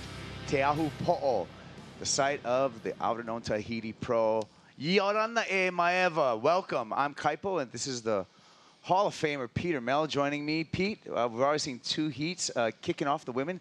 We waited 16 years to get the women going again, and we're halfway through this opening round. That's right, Kaipo, and this place is magic. It really, truly is. Day 6 here of the waiting period. We've been hanging out. Lots of stuff to do on this island, you know, surfing being one of them. But I can't wait to see, finally, competition underway here, and it's a doozy. You know, heat 3 in the water, and what a heat it is. That's right. Look at our opening heat. Round heat number 3. Joanne Defay, currently number 2 in the rankings coming into this event. Tyler Wright, 2-time world champ, is out there, and the youngster Caroline Marks, who's actually been pushing the boundaries of women's surfing out here at Teahupo'o. What a matchup. What's at stake? First place goes straight to the quarterfinals. If you're just joining us, that #1 spot where we look at the Rip Curl WSL Finals has been clinched by Carissa Moore, Pete. Yeah, and Joanne Defay would have watched that. She knows the situation, I'm sure, and now is going to be trying to keep that #2 seed. She's really good in lefts and shallow reefs. She's not scared to go over the ledge, and I am excited about this one because you have such high-quality surfers with Tyler Wright, all of her world titles, Caroline Marks on the verge of getting to one, and this is exciting. It's a great venue. We get to see the women back in, you know, after 16 years, and each one of these surfers has never had to compete here. There is some experience in the surfers in the water, but ultimately not in competition. Yeah, Joanne Defay, hailing from Reunion Island, left shallow reef break. She's going to be really at home in this. She's seen glimpses, and on her way to her former, couple of her CT wins have been in shallow left-hand reef breaks. So Joanne Defay certainly has a skill set to be successful here. Yeah, and even Tyler Wright, you think about what she was able to do in Fiji. You know, and Caroline Marks has been spending some time here. She's been putting in some extra trips, off tour, coming here to put some time in to get that comfort level up and high. But this one right here, you know, for an opening round, this is a doozy. Well, let's list them off right now, this conversation, Peter, because I was going to start with Joanne DeFay as someone who's very comfortable and has success in shallow reef breaks. Tyler Wright, what would be her advantage or her skill set when applied here at Teahupo'o? We've seen her get some big waves in the past at heavy waves like cloud break. Yeah, well, I mean, you think about Tyler Wright and her tube riding skills. I mean, she showed us in clips in the heavy waves, rights, lefts. Ultimately, the one that sticks in my mind is her Fiji wave that she had in a free surf there. Unbelievable, no hand grab, huge barrel, you know, and I think that that's the type of wave that you get that comfort level up in waves like this. You know, obviously having Owen Wright, who is a past champion finalist. I mean, he's a perfect person to bounce stuff off of, get lineups, you know, understand what waves you want to choose. So, I mean, a distinct advantage to Tyler Wright. Plus, she's got the world titles, and she's an outside chance to reach that final 5. Caroline Marks, she's made a couple of trips out here in the past to Teahupo'o and has been tuning in her tube riding abilities out here in Tahiti. So Caroline Marks, what she's bringing to the table? Well, I mean, she's going to be a youngster, right? So that youthful exuberance, again, a bit of experience out here. She's going to be able to be her forehand, right? She's going to be able to kind of pump through the barrel a little quicker, especially when it's these smaller conditions. It's more about getting behind it and getting those quick barrels in and out. The forehand will help definitely with that, especially when they get a little bit smaller at the end. You know, she's, like I said, spent some time here and coming in and getting that experience and getting that comfort over these reefs is it's invaluable. Well, let's check out the #1 seed yellow leader's jersey on Carissa Moore. And you know what? It's going to stay on Carissa's back. She's with Dimity. That's right. It's official. Carissa, you've got the #1 spot going into the WSL Final 5. Thanks, Tim. I'm super stoked. And that was a huge heat. You know, the ocean came alive. You had the Tahitian queen, Vahine, and sets came through, but you stuck to your champ form and got the 2 best ones out there. No, thank you. I was a little nervous. I mean, there was nerves just building up this whole week, and the last, like, as the weeks and months creeped closer to this event, just like, okay, like, this is gonna be real, like my first heat in Tahiti. And you know, especially just watching the first heat, there wasn't much, and so I had to like choose between my like barrel board and my more turny board, and I got on my turn board, and I've been thinking about Vahine for months now. I knew that, okay, if I was gonna go into the last event, the #1 seed, I'd probably have her, and I've been watching all of her amazing rides on Instagram, and she is the queen out here. She really is, and she's paving the way for all of us. She is, but we're so excited to watch you in the next round. Good luck in the quarterfinals. Can't wait for more. Thanks.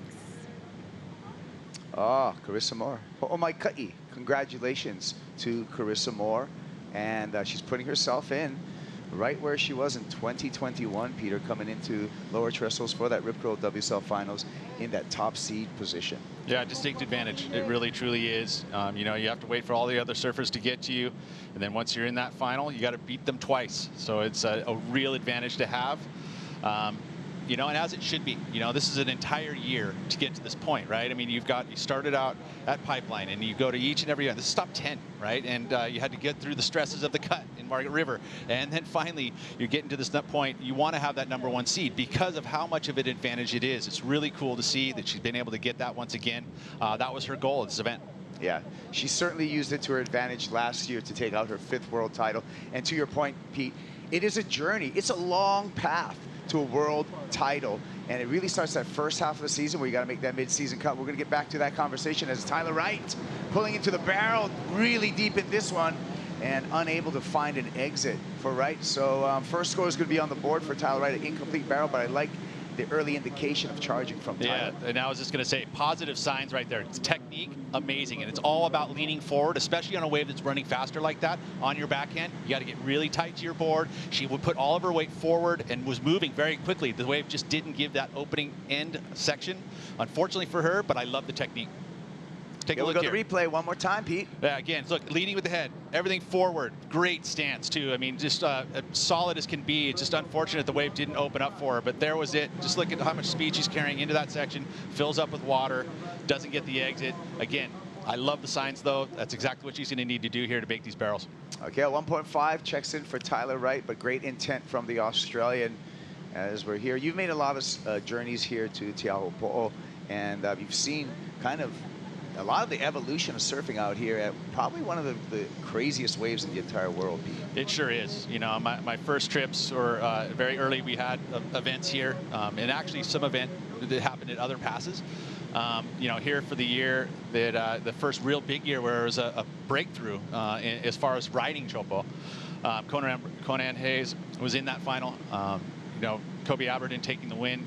Amazing, amazing event. I mean, literally crazy 8 to 10 foot. That's the kind of waves we all of a sudden we're going, wow, this is on tour, and it's become a championship tour event. This is a proving ground. It's an amazing place to be, and I'm yeah, glad to be back. And you can see the beautiful scenics, but also the deep channel, the deep pass that makes this wave possible. The name of the pass, Have in Tahitian, and it's all created by a big river that's running from the land, from all the way up from the valley, with a lot of fresh water cutting through this coral reef, making this really deep, deep channel. Yeah, and on top of that, you know, you think about what this special place is, the fact that you know, canyon, like you'd mentioned, but it's created this wave, and then all of a sudden you've got this lagoon, which is going to make it very dynamic as far as tide movement. And we only have a half a foot to, you know, under a foot in tide change, but it's going to make a difference in consistency. It will change the shape slightly of the wave, but this place is truly amazing. You look at the lagoon there, all that water moves in and out with the tide, so it's very dynamic. Yeah, it really is amazing, and all these rivers that run from the mountains here in Tahiti, Iti, we're on the smaller side of the island. Orographic lifting hits all of those cliffs and mountains and creates rain. Rain pools down there. You can see pyramid shapes there, creating rivers, and that creates all the different passes we have here. We have Have, but then as we head towards Papaete, we have Te Avaino, and then we have Te Avaiti, and then we have Te Avaroa, other passes that are created by the freshwater flow. Really amazing. It really is cool. But this one specifically, very special. You know, the fact that it sits at where it sits on the island, it's right there at the bottom of the island where it's focusing all that swell. Also the fact that there's so much depth. I mean, this valley is specifically really big, right? So obviously the valley that comes cutting through this is going to be really big. It's going to be deeper. And that's why this wave is just so crazy, because it comes out of that deep water. It comes onto super shallow water, and it does it very, very quickly. The bathymetry here just shoots out of that bottom of the ocean right up there, and it just unloads on this reef. Again, very, very special. There's a special technique you need to have, especially when you start thinking about riding the bigger waves out here, the black ones.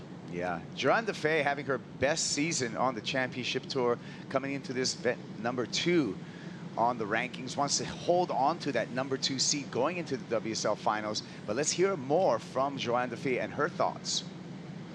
I feel like I've been taking it like step by step. I think it's just what I do kind of every year, but that mid-year cut kind of like accentuate that. Super happy that I already like clinched my spot already, and I don't have to like fight for it in here with where it's like a new spot and stuff. So really happy to get that opportunity to surf here with not that pressure. Well, there you go. You know, we're talking about the path to the Rip Curl WSL Finals and the different chapters that you have through the season. Those first 5 events, all about making that mid-season cut, and then after, your focus on is making that final 5. Yeah, and they've been able to get to that final 5 before, especially Joanne Defay had that experience, so she knows what she's in for when she gets to that final day.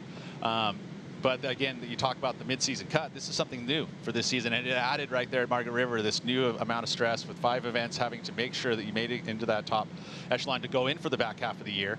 You had to lead up to that, and so that means you put a lot more focus on those first 5 events and making sure that you're not going to lose in, you know, in that elimination round. It's important to make sure you're getting into quarterfinals and semifinals to solidify that spot. Yeah, there's gravity, right? There's weight to every single event. And because of that, you got to come out firing on the championship tour. So that's a welcome tweak to the whole overall format that we have, and it makes it for such an exciting year as it plays out. Looking at the heat right now, Pete, 21 minutes, 25 seconds. We just have a small score on the board, an open priority between Joanne Defay and Caroline Marks. Interested in their positioning right now. Caroline, I mean, on the outside of Joanne Defay, so the goofy footer sitting the widest there, but there are a lot of personalities out here of the wave. Yeah, and I mean, you've been the movement. I'll tell you, you start to move on this reef. We got a high tide at 3 o'clock, and every time there's like no sets, and all of a sudden it starts to pull. There'll be some sets coming. It'll pull you up the reef. So you got to always adjust, and there's always these triangulations. And sometimes you're sitting out there, you don't even know you're moving, and all of a sudden you're like, oh, whoa, I'm out of spot. So you always got to pay attention to that. You know, and I think Caroline, again, she's spent enough time out here. The best ones, you know, are going to be a little bit bigger, and they're going to move that direction. You know, I obviously love that if it her forehand, she's going to have the ability to be a little faster through the barrel, so being deeper can be helpful. But again, moving around this reef is always something you have to do, and there's waves to find on these little pieces of the reef here. Yeah, Pete, we got eyes in the water with Strider Wasilewski. Strider, what do you got for me?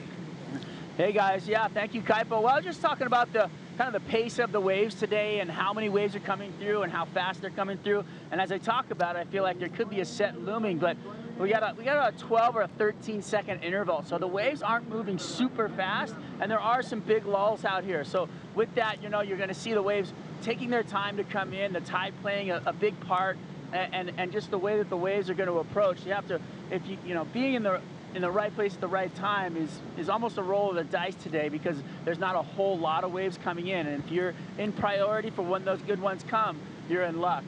You know, I think tomorrow as well, when we see that swell jump up, when we see the interval stretch out a little bit more, I think it's supposed to be about a 16-second interval, 15 to 16 seconds. I feel like that's prime time, perfect interval for out here at this wave, because you have the wave hitting the reef at the right speed.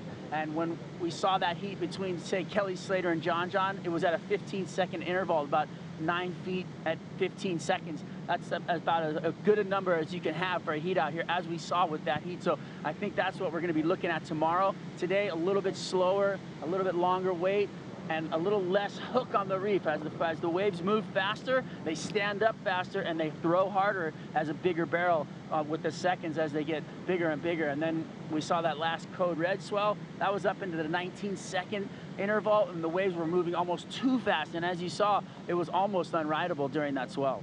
Strider, what do you think about our competitors' positioning right now in the water? Well, I think they're in the right spot. It's just they are moving around a little bit, as we are right here, as we're on the inside watching these waves come through. But I think that, you know, they're right where they need to be. I feel like Tyler Wright actually has identified and pinpointed the perfect spot for herself out there. I think, you know, as we saw her technique on that wave that she opened up with was perfect. It's just the wave was moving a little bit slow when it hit the reef, so it didn't open up wide and give her that opportunity to get that big, long barrel. But she's in the perfect spot out there. I feel like she's identified the best place to be on the reef. Thanks for all your insight, Strider Wasilewski, out in the water and in that deep channel, Peter. And Strider was talking about, you know, the movement of the water, and you can talk a little bit about the bathymetry out here, because it's very interesting with the shallow reef, the depth change, as well as this deep channel. Yeah, no, and I explained it earlier why it's so special. I mean, there's not a lot of places in the world that come from as deep as it is here to the shallowness of it is in a very quick period. It's not like it just gradually comes to a shallow part. It abruptly does, and that's why the wave is the way it is. You know, Pipeline has that same kind of effect where it jumps up, but it's different. You know, this one is so abrupt and so smooth, it literally folds on itself from the bottom of the wave. It's hard to explain, but ultimately this is the reason why it's so hollow. But, you know, talking about movement on the reef, I mean, we had mentioned the tide. 3 o'clock's our high tide. It didn't move very much from this morning's low tide, but it does affect the lineup, because you look at all that water, it moves over the top of the reef, and every time that all of that's happening, you're going to get movement, and it really affects more so the consistency, you know, and there'll be those moments where all of a sudden water's moving around, and then you're going to get 2, 3, 4 sets. It's like sets of sets, right? So when you finally see something start to happen, you better be on it to get 2 waves within those moments, because that's especially when you're looking at a clock at 17 minutes. When those waves start to come, hopefully you get yourself in position to get 1, and then right away you got to get another one. Yeah. We saw that with Carissa. She was able to get 2 waves back to back. Yeah, time management, but also, you know, really having that skill set and to apply it to shallow reef breaks. Already we saw Joanne Defay apply that skill set earlier in the season, where she took out a win in G-Land. Let's take a look at it. And you talk about those shallow reefs, right? And her backhand, she did it at Uluwatu, she does it here in Fiji, so we expect her to be really good and comfortable. You know, again, you're looking at clear water. You know, that reef is really close. It can be frightening, you know, especially on your backhand. And every time you do a turn, you're going to look directly at that reef. No fear from Joanne Defay, and so good, so quick. And what a big win for her. You know, she solidified her spot in that Rip Curl WSL Finals. And right now, not going to have the #1 seed, because Carissa already clinched that, but she's comfortably in that 2nd position. Let's dive into some deep stats powered by Hydro Flask for Defay. 5 career CT wins, 122 career heat wins, and really kind of a hot and cold heat winning percentage, however, with that 44%, Pete. Yeah, it's interesting. You want that to be above 50%, especially if you want to win world titles. You know, like the wins, that's cool. Like 5 wins means in those big events, she's getting those heat wins, she's getting momentum. But again, keeping that consistency and keeping that heat winning percentage up, you want it above 50%. Yeah. So thanks to HydroFast for diving into all of those deep stats we will be providing you here at the Outerknown Tahiti Pro. Well, we're over halfway through here at 15 minutes and 25 seconds on the countdown. Just a small score of a 1.5 due to Tyler Wright. So it looks like it's going to be a back half of the heat to decide who advances straight into the quarterfinals.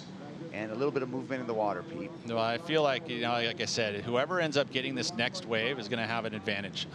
You know, especially when we're looking now halfway through the heat, 15 minutes left. You're scored on 2 waves, so ultimately you want to make the right choice here. Joanne's sitting in that power position. She's deep in the lineup over Caroline Marks. They still haven't caught a wave yet, so they're still vying. Like Caroline could get around and take position away from Joanne Defay if she wanted to, but she's right now kind of conceding it to her. And also, depending upon the angle, Pete, some of these more southerly directions, you can kind of see them coming.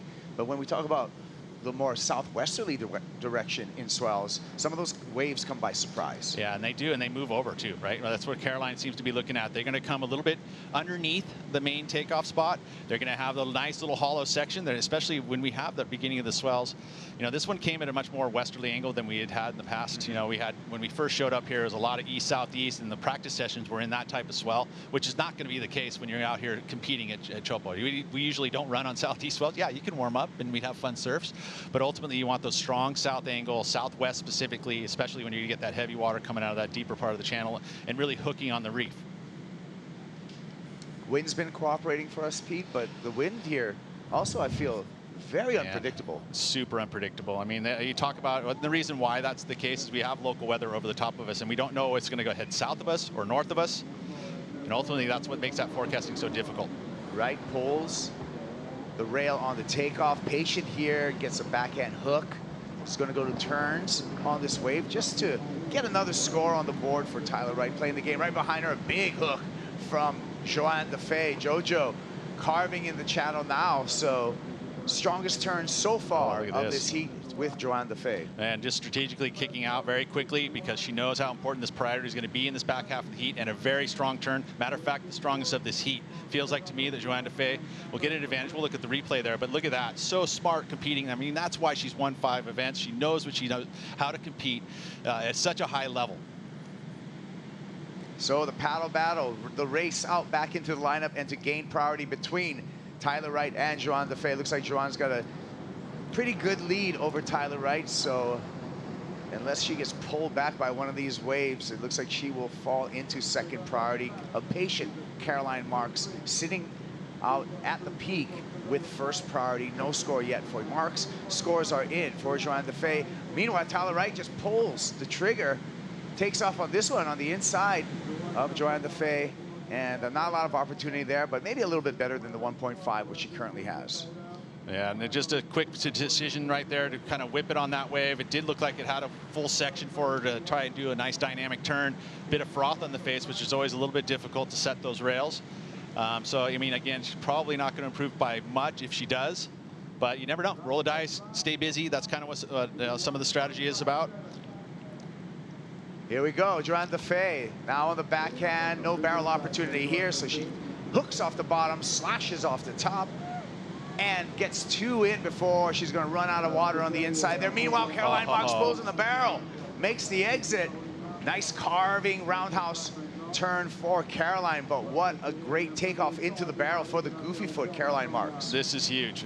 She got barrel. This is what this event's about, right? It's a barrel riding event. You know, Teahupo'o is known for the barrel, so you're going to be seeing that the scoring is going to be heightened for that type of surfing. You know, we saw that from Caroline Marks. That was beautiful because she's on their forehand. She's able to get nice, tight, and keep the speed through that barrel. She didn't get touched by the lip, so this is going to be a pretty good ride for her, best of the heat.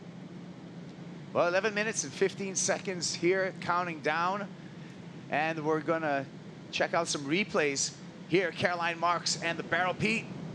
Look at that line. She just drew it right off the takeoff. Didn't have to use a bottom turn at all. Just set the rail, pumped through those sections nicely. Was not completely disappeared from view. So that'll factor in slightly. Right there she did, and then just the nose came out real quick. But what a way to start a heat. I mean, that's exactly what you want to do. Is you've seen your competitors doing turns. She finally found the wave, was able to wait it out and get that section for herself. And she's going to get, like I said, the best number of the heat. Here she goes again. Gonna back it up. This time with turns, big slash off the top for Marks. Patient on the bottom turn, swooping. A hook. So 2 turns for Caroline Marks, a barrel on the first wave. So it looks like Caroline Marks is starting to run away with this heat. We'll come back with those scores and the end of this opening round, heat number 3, when we return to the Outerknown Tahiti Pro.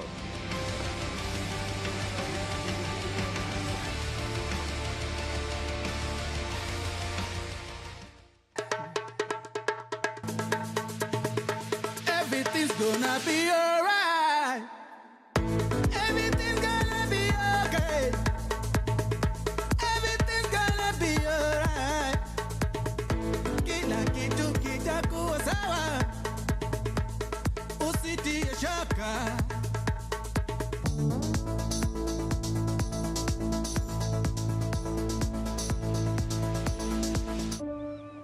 My job is professional surfer. My goal is to win titles. That's what I'm here for. The world's best surfers in the world's best waves. We've had a shark attack. Whoa. It's the most intense surfing scenario you can imagine. I have to step up my game now and not make any mistakes. Oh my God. This is a war. You have to find a way to win it and do it at all costs. Still feeling like I'm a whole person without needing to win is a really important human experience.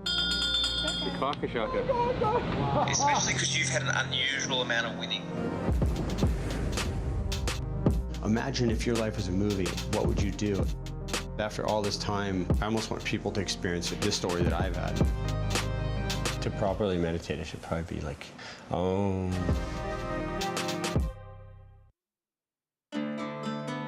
Coral is such a huge part of our life as surfers. It's what makes these amazing waves. We have to try and protect it at all costs. All the coral fragments are in the water, and they will teach you how to make some ropes. We are on a mission to revolutionize ocean conservation and try to build a movement to help save coral reef ecosystems. It plays an important role, not just surfers, fishermen, fish, sharks, all kinds of wildlife and marine wildlife. Is that big? We invite all the kids from our club and the community to come. It's just very important because the kids are the future. Download the Adobe Express app, search for World Surf League to get our custom template. Share your creations on social with hashtag CreateWaves and hashtag WeAreOneOcean and tag Adobe and WSL for a chance for your post to be seen in the lead up to the WSL Finals in September. We are one ocean.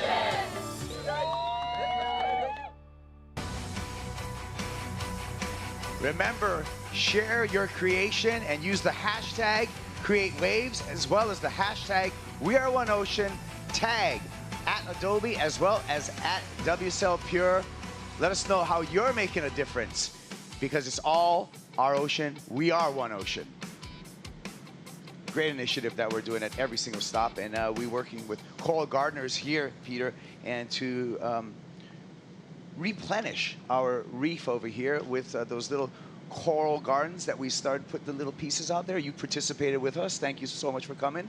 And it was a great day. I think one of our biggest attendance so far for the WSL Pure activations. Yeah, almost too much, huh? There was too many people, but I mean, everyone cares. That's what's so cool about all those initiatives that we've been able to have, especially with the momentum we've been able to build throughout every event.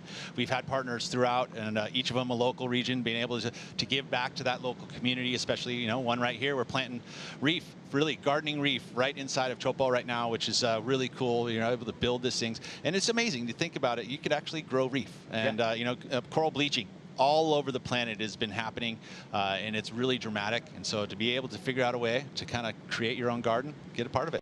Yeah, thanks again to Coral Gardeners and the Tahiti ET Surf Club that came out that day. Well, while we went to break, we were waiting for numbers for Caroline Marks. They came through. A 6.17 for the barrel a 3.33 for the turns, and Caroline Marks is in the lead, a strong lead, Peter. Well, and think about it. All those waves happen in a very short span of time, right? And that's what I was talking about, sets of sets. There's those moments where you have big, long lulls. Those swells will gradually group together, and all of a sudden you'll get a string of waves. And that's exactly what happened. Caroline's so smart to understand that read, gets the best wave of the heat with the 617, but her backup matches the other two scores of her competitors, which is exactly what she wanted to do. And now she has a distinct lead with 5.5 minutes to go. You know, Joanne needs a 6, Tyler needs a 7, and we know what you need in order to get that. You got to get barrel.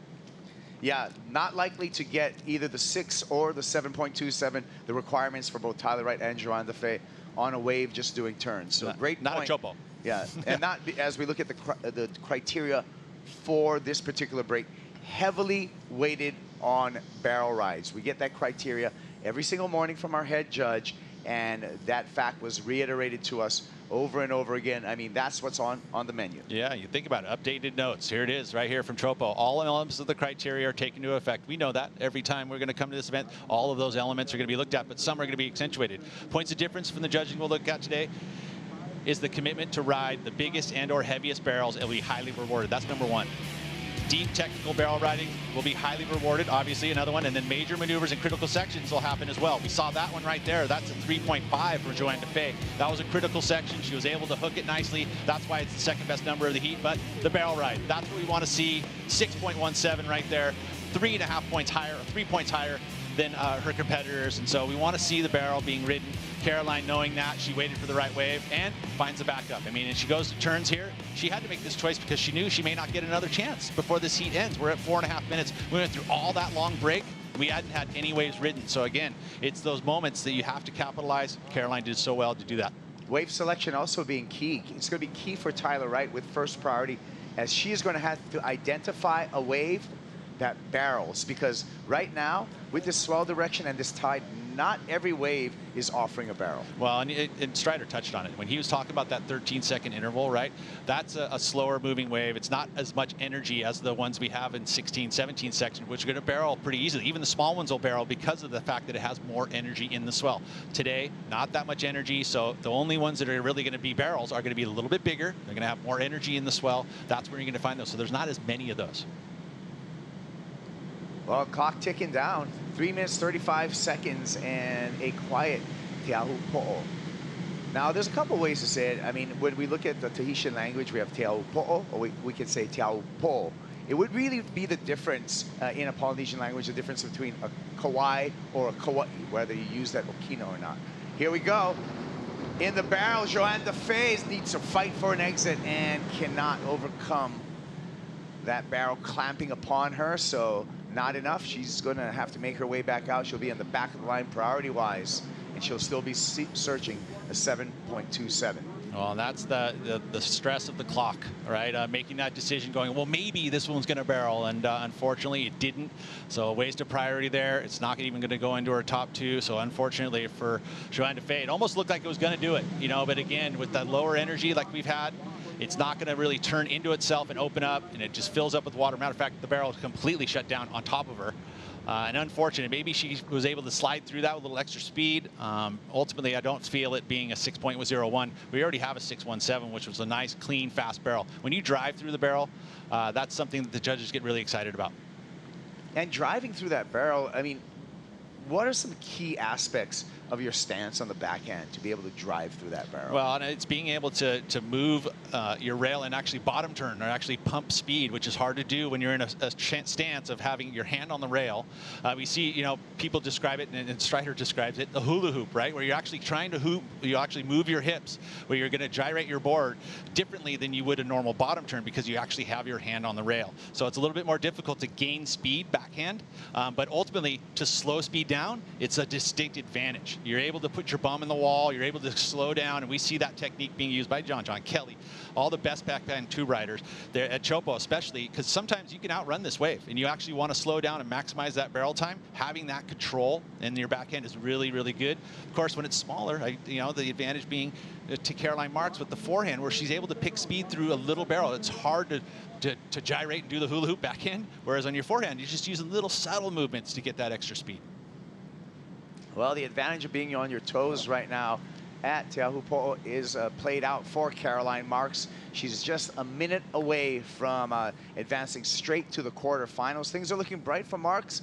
Joanne DeFay, in third priority, needs a 6.01. Tyler Wright, with that first priority, needs a big number, a 7.27. So now, it's all up to the waves. It really is, you know, and you know, earlier today too, I mean, one thing that we talk about the wind, we're very fortunate right now that we haven't had a wind switch. When it goes lighter like that, that means that maybe there's a threat of something kind of starting to happen. We had really howling southeast this morning. It turned more to the east. Now it's lightened up. Ultimately going up north for that big Tahiti Nui, right? Is that right there? Am I correct? True. Right, the bigger part up there. There is a light northwest wind up there. Raimana had talked to Strider. He said that there was that northwest wind blowing up there, which is a threat. We heard from Renato Hickel this morning. And that fact is like, hey, we're going to run until that wind gets a little bit too strong. Let's just hope that it doesn't happen. We're far enough away, right? Like, fingers crossed that we just keep these glacier conditions. Ultimately, we just want to see a bit more consistency. Well, the countdown here, and it looks like the youngster, the 20-year-old Caroline Marks, she's going to thread her way into the quarterfinals via that beautiful forehand tube ride. And ehoi mai mato. That means we'll be right back. Stick around.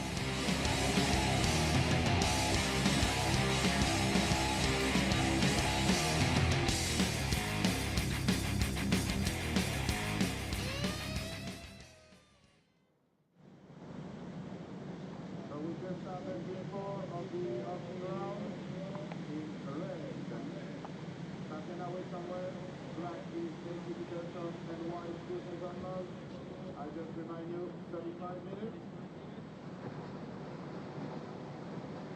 And just to start with red, Vahine from red, first wave.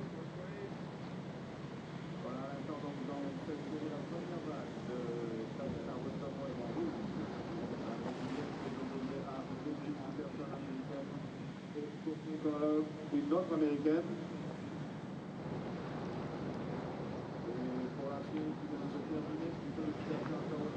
Qui avance directement vers le final. Au round d'élimination. For the previous heat, congratulations to Caroline Marks, advancing to quarterfinals. Joanne DeFay and Tyler Wright.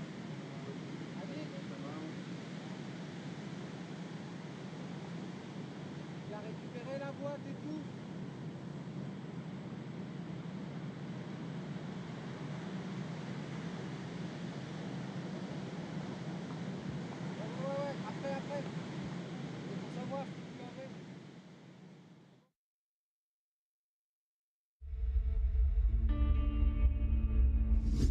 I want to win a world title to prove to myself that I can do it. It's hard, and I think I've worked so hard training and putting time into my body and my efforts to get better that I think it's undoubted that you put everything aside for this.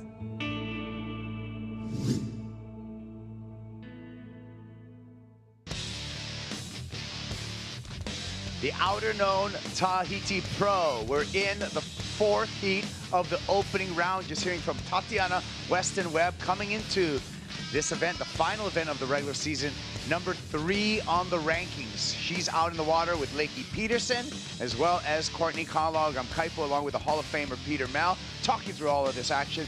Tatiana Weston-Webb, Pete, opened up with this. Well, here we go. You know, a smaller little wave here, but goes to turns and drives for that first maneuver. This wave is super rippable, by the way. Once you get these types of wave, it's fun because it has that power and it has that ability to really hook into it.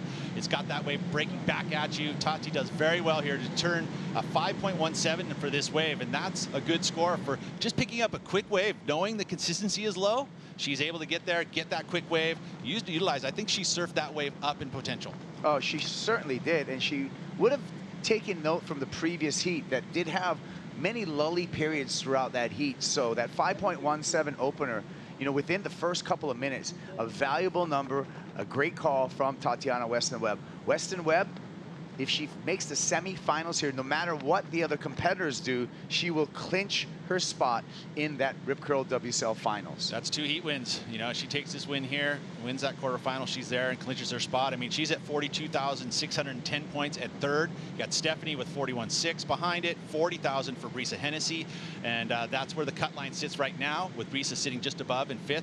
You know, right behind it, Lakey Peterson. She's in this heat. She's only, you know, less than 1,000 points behind. It's actually really close. It's about, what, 300 points away. It's 1 heat, really. If she finishes 1 heat above Risa Hennessy, she's going to be able to take that top 5 spot. This is our final 5 spot, and it is so important. This is the last chance to be able to do that. Yeah, and regardless of what Risa does, if Lakey does win this event, she for sure will clinch that spot in the final 5. But there's some math that we're working out right now, and that's what makes this final event of the regular season so exciting, because we're really setting the stage of the final 5 for that Rip Curl WSL Finals. So true. You know, and Lakey has been in form in some of the warm-ups. We've been able to see a few moments of warming up. Lakey last couple days, putting a lot of time in yesterday, specifically even today for warm-ups, and she's gotten some great technique in that backhand barrel riding skills, some of the best I've seen out here so far in the warm-ups. Yeah, she's been getting a lot of reps out here at the end of the road, and that preparation looking to pay off for Santa Barbara's Lakey Peterson. Courtney Conlog out there utilizing a helmet, and we already know the charging that Courtney Conlog has a history of.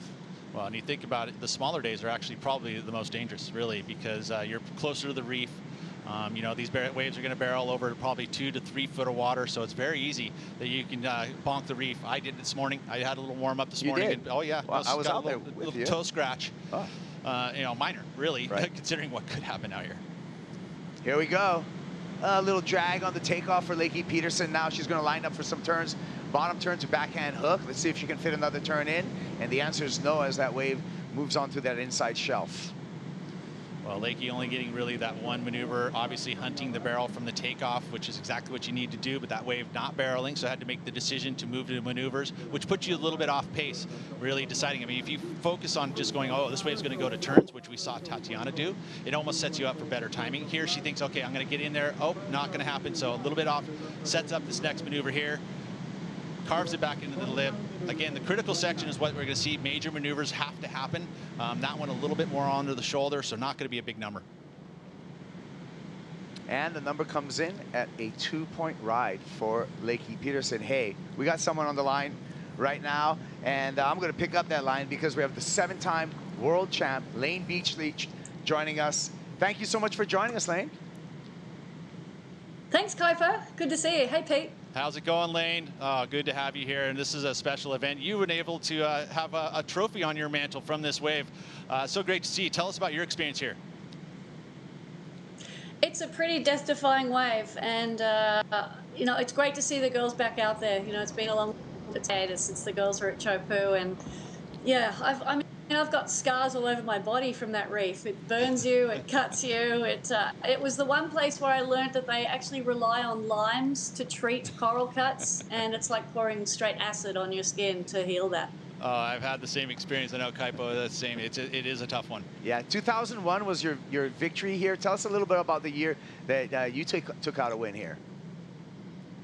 Yeah, so the waves were really good that year. I mean, similar to what they're experiencing. You know, it's so fickle to get a consistent run of swell out there. So we're fortunate that we actually scored really good waves on the final day. I actually started the day as Nurse Betty. Brian Kailana was over there as a lifeguard, and Leyland was cutting open his finger because he had staph infection, and I was being Nurse Betty. I was explaining to him what he was doing and how he was irrigating his finger. And meanwhile, all my competitors are out at Teahupo'o warming up and getting ready. I was like, oh, contest is on. Okay, sorry, Brian, I got to go. Ran out, caught a couple of waves in my free surf, broke my board, and then just managed to get onto a magic board, and yeah, and I took out Rochelle Ballard in the final and won Teahupo'o in 2001. But it wasn't without its challenges, you know, as we see up and riding. Courtney Conlog getting under the hood there, so a little barrel ride for Conlog, and we'll see what that number comes through with, Pete. Similar to Lakey, she's been spending a lot of time in the moments to be able to warm up out here, which is exactly what, again, with limited time frame, to be able to get reps out here, especially when it's you got both men and women competing and trying to get those spots. Again, Courtney putting in as much time as she can, spending a lot of time in the water, just literally sitting in the reef. I mean, not even going for the warm-up surf, just chilling in the water. Yeah. So Lane, the women back competing here in Tahiti. It took 16 years. How good is this for you, a pioneer, to see back on tour? Yeah, I'm super stoked to see the girls back out in Teahupo'o. They need to be given the opportunity to ensure that they, can step up and enjoy the challenge. It's good to see the girls actually getting out there and having a crack. It's a really scary wave. It's a wave that turns and faces you and asks you the question, how committed are you? As we're seeing Lakey taking off pretty committed in that one. Yeah, Lakey grabbing rail out of there, but gets a snap in. So it's going to be a back and forth battle, Pete. Well, I mean, I think the advantage right now to Tati, just being with it, she's gotten, we've seen what we've already had in the first 3 heats. That 5.17 is a good score. It's been very quiet and low consistency. But Lakey, trying to keep those reps up. I mean, again, I think that she competes so well. She understands the fact that, staying busy can be a big plus in low consistent heats. Lane, do you have any picks for us as far as the women's in this year's competition? Well, people often say that the backhanders have an advantage out there because you can slow down in the barrel, but I honestly think that the goofy foots have a distinct advantage because they can take off a little deeper, they can drive through the barrel, they can slow themselves down. So my money's on Tatiana because of just how confident and committed she is in big barreling waves like this. But you can't rule out people who are sitting on that edge of the top 5 to make it to the finals. People like Carissa, for example, who have the advantage of spending a lot of time in Fiji during the off season and comfortable in big barreling waves as well. But yeah, Tatiana definitely is going to be the one to watch and the one to beat. I like your pick. As we're going to check out some of the replays, I like your pick. I think it's spot on because we've seen the history of Tatiana Weston-Webb out here. We're going to check out some replays, Pete. We'll start with Courtney Conlog. Okay, you talk about that stance, the tripod stance, which is nice and easy because you're able to slow yourself down. She did that exactly as she dropped into that wave. She was able to put her bum in the wave, slows her down. Same technique here for Lakey Peterson. That's the backhanders, being able to slow down really quickly. But as Lane had mentioned, those type of waves that you want to have that extra speed, the forehand is an advantage, like we had seen from Caroline Marks earlier today. But those 2 waves there, pretty phenomenal scores. Courtney actually, because of the fact she found the barrel, it got a pretty good number. 5.17 for Conalog. So she matches Tatiana Weston-Webb. Lane, what do you got? I was just going to say, one of the mistakes that you can easily make out at Teahupo'o is sitting on the shoulder. If you're looking for the barrel, it's already past you. You actually need to be taking off behind the section and almost backdooring the section out at Teahupo'o. It's one of those really counterintuitive where you want to feel safe and in control, but actually you need the wave to almost be ahead of you. And one of the best pieces of advice Egan gave me the year that I won it, he said, take off 3 foot deeper than you feel comfortable, because that'll get you into the right position. And that way you're setting yourself up, hold your line, keep your eyes on the exit, and then give yourself the best opportunity to make it out of there. I love that you're saying Luke Egan, who is working with Caroline Marks at this event specifically. I mean, and again, I'm sure some of those tips would have come to her. Getting a little bit, you got to be comfortable with the uncomfortable and going 3 feet deeper, even maybe 5 feet deeper, especially now that she has her forehand. That gives her that advantage of being behind it, like you'd mentioned. Yeah. Well, Lane, we've come. Yeah, and everyone feels fear out there. Yeah, I mean, it's a scary place, but we've seen the bloom of women's professional surfing, Lane, and you must have some pride in where we are right now. I'm going to say yourself and Lisa Anderson, as well as Stephanie Gilmore, really paved the way for equity in women's professional surfing. How proud of you are that now that we see that equity and attention amongst the women in the WSL? I honestly didn't think I would see that level of equality and equity in my sport in my lifetime.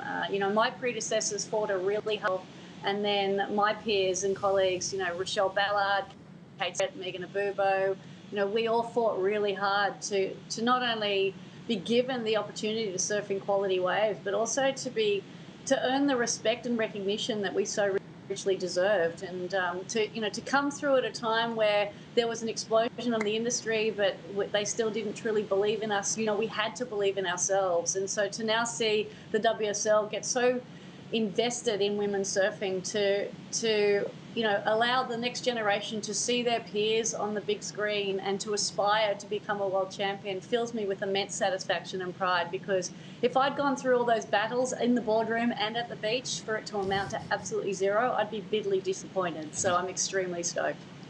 Well, congratulations. And yeah, that's a amazing job. You know, I think that this is cool. And thanks. On top of all of this too, is that, you know, that confidence and ability that Lane is bringing here is also with every one of these athletes in the water is Teahupo'o. You got to have it, right? Well, yeah, and I think it's incredible because of, you know, of all the women pioneers in professional surfing like yourself, Lane, that young women now can really know that they have a future in professional surfing, a real rock solid future starting off. And we see that, you know, in our initiatives in the Rising Tides, and we see young women come up, and before you know it, they're on the Challenger Series and they're on the tour.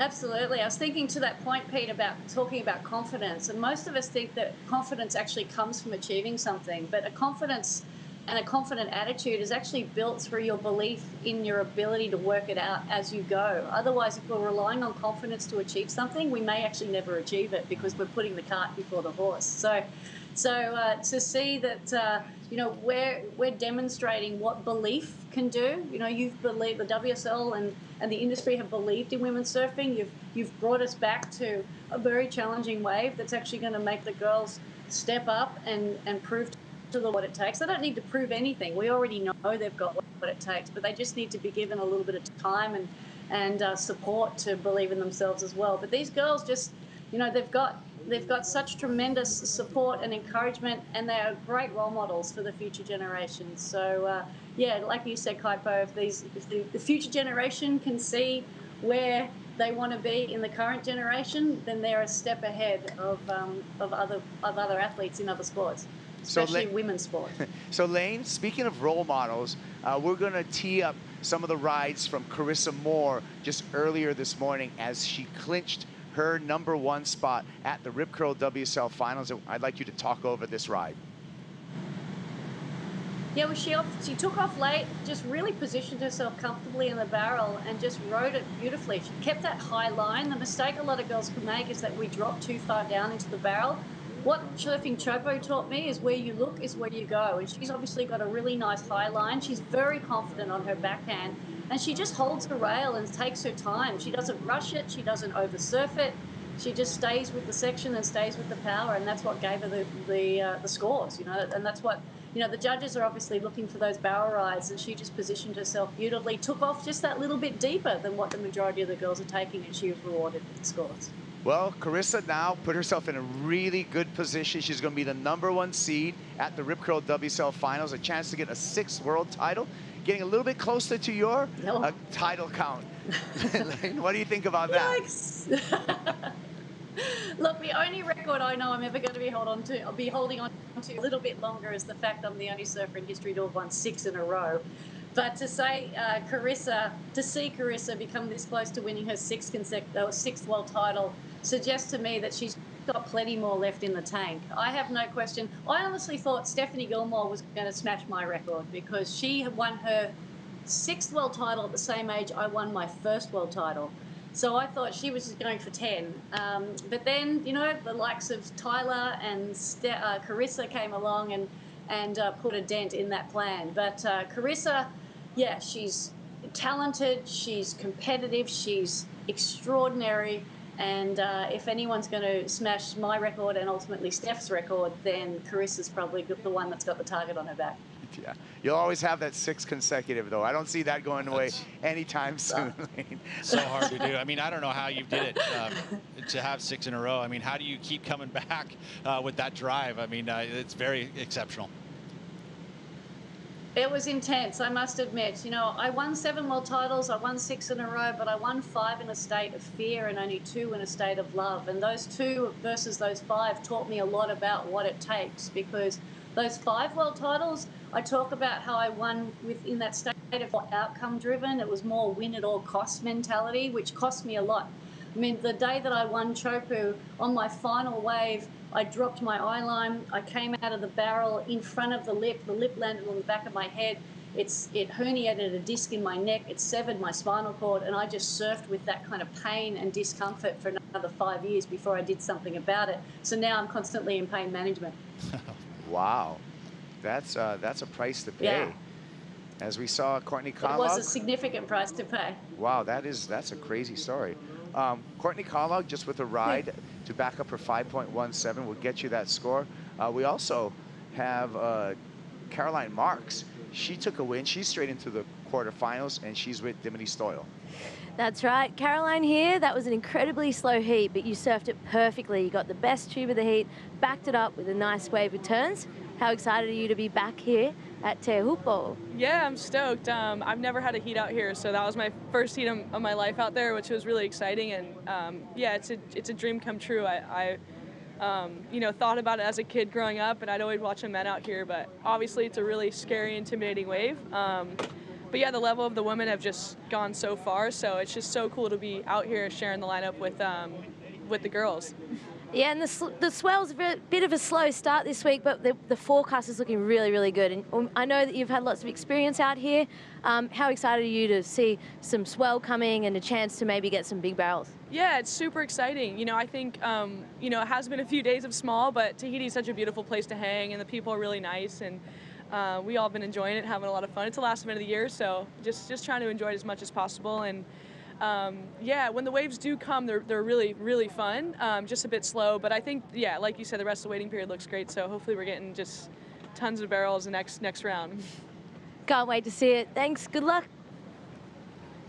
All right, well, there you go. Caroline Marks into the quarterfinals, and we're 15 minutes remaining and counting down in this heat. Courtney Carlog took the lead with a backup score of a 2.6.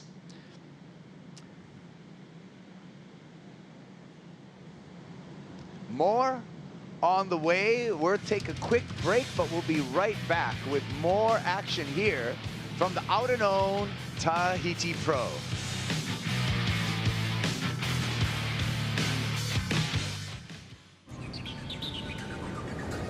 Yes, that time again. Leveling up, doing my thing, yes, that time again. Defending the title, king of the ring, it's that time again. Don't wanna win, I'm cutting you off, cause it's that time again. Yeah, it's that time again. Yeah, it's that time again. Leveling up, doing my thing, yes, that time again. Defending the title, king of the ring, it's that time again. The beach goes absolutely wild. The scene has erupted at lower trestles.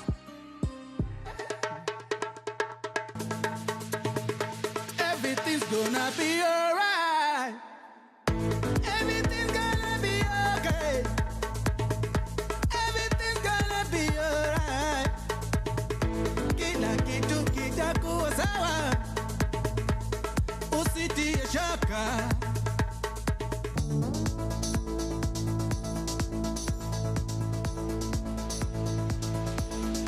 Who is your favorite surfer? Slayton! Kelly Slater!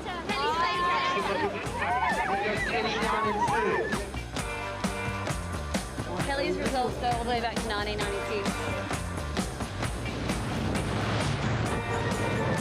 Give me those two. So tap. What is it? Flag came out. It's the one with the flag. Simba! Don't get too much photo.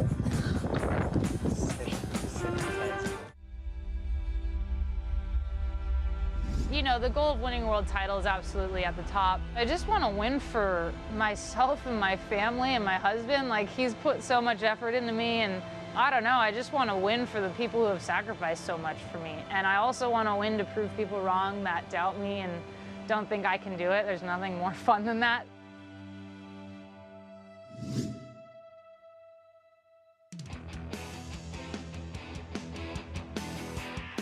Yoranda e Manava, welcome back to the Outerknown Tahiti Pro.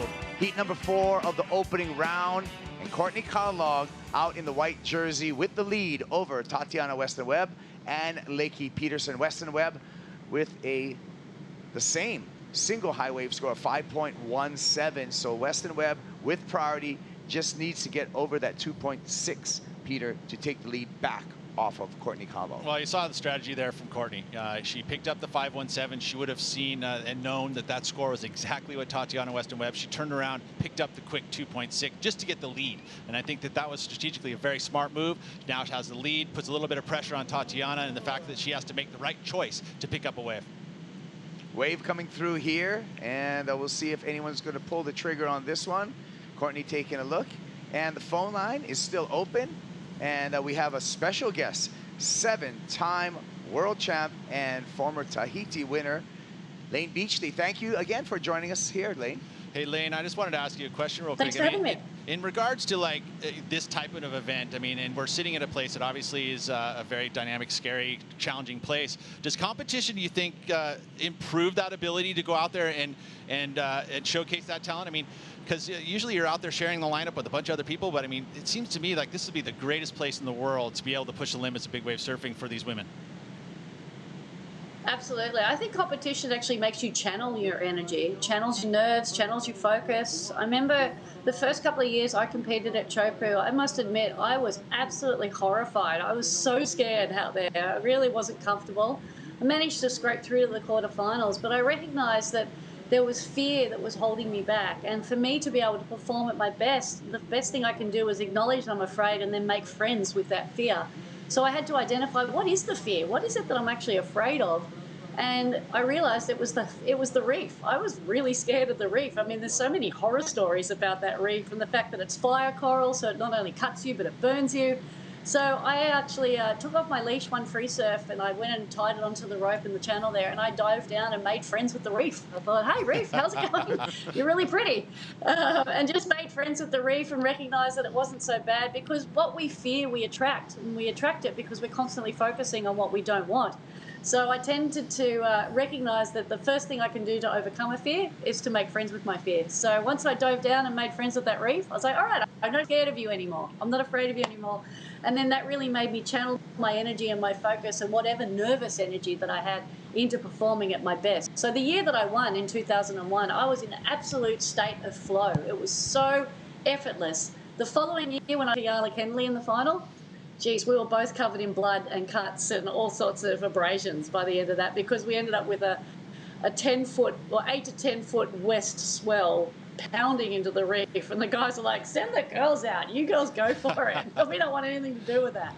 Wow, radical. Hey, Layne, one sec. We have an update out on the boat with Dimity Stoyle and Will Hayden-Smith. Dimity, what we got?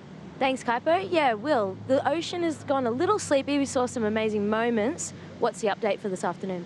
Yeah, thanks, Dimity. Yeah, we've spoken with our head judges, Pratamo and Luli, and we've spoken with our two surfers reps, Tyler and Joanne, and we all kind of agree that surf's gone a bit too lully to keep going today. So this is going to be the last heat of the day, but we're so proud of what we've seen today. We've seen some incredible performances from all of the surfers, and it's great to be back in Tahiti for the women's CT. Awesome. Can't wait to watch the rest of the week. All right, well, there you go. Thank you, Dimity. And so final heat of the day. And Peter, what do you think about the call? I mean, I think it's appropriate. Yeah, no, exactly it is. I mean, we needed to get some heats underway here. I mean, we're going to get to this backhand of the back side of the draw. I mean, and even tomorrow's no guarantee. I mean, we mentioned that dynamic low that's over the top of us here, and that's what kind of had these kind of swirly winds and ultimately a lot of rain. You know, yesterday and last night it dumped. It was a lot of rain. So again, we're looking at this thing. We're just going to have to piecemeal it together, and getting a couple hours done with this opening round is pretty good. Gets us in a better place. Important wave for Tatiana Weston-Webb as she utilized priority. She needed a 2.6 to take the lead. However, caught behind there with no opportunity for score. Right behind her, Courtney Conlogue dragging through there. Conlogue with the lead, looking to improve upon her 2.6. Looked like she's on her way to improve upon that number, Pete. Yeah, a bit of a mistake there for Tatiana Weston-Webb. She chose the wave before. That's the bigger wave behind it. It's hard to see it. It really is. When you have that moment in front of you to make that decision, that's the pressure that was applied by Courtney by getting the lead and pushing their Tatiana to get a score. All of a sudden, you got like this 2.2 in your head, right? You're like, oh, I can get a 2.2 on this wave. You make the decision. There's a bigger wave behind it. Actually, Courtney's probably going to better her situation on this next wave. Yeah, your thoughts on that exchange? I'm calling out to 7-time world champ Layne Beachley. I love how Courtney also ran over tried to run over Tatiana's head just to, you know, put salt in the wound.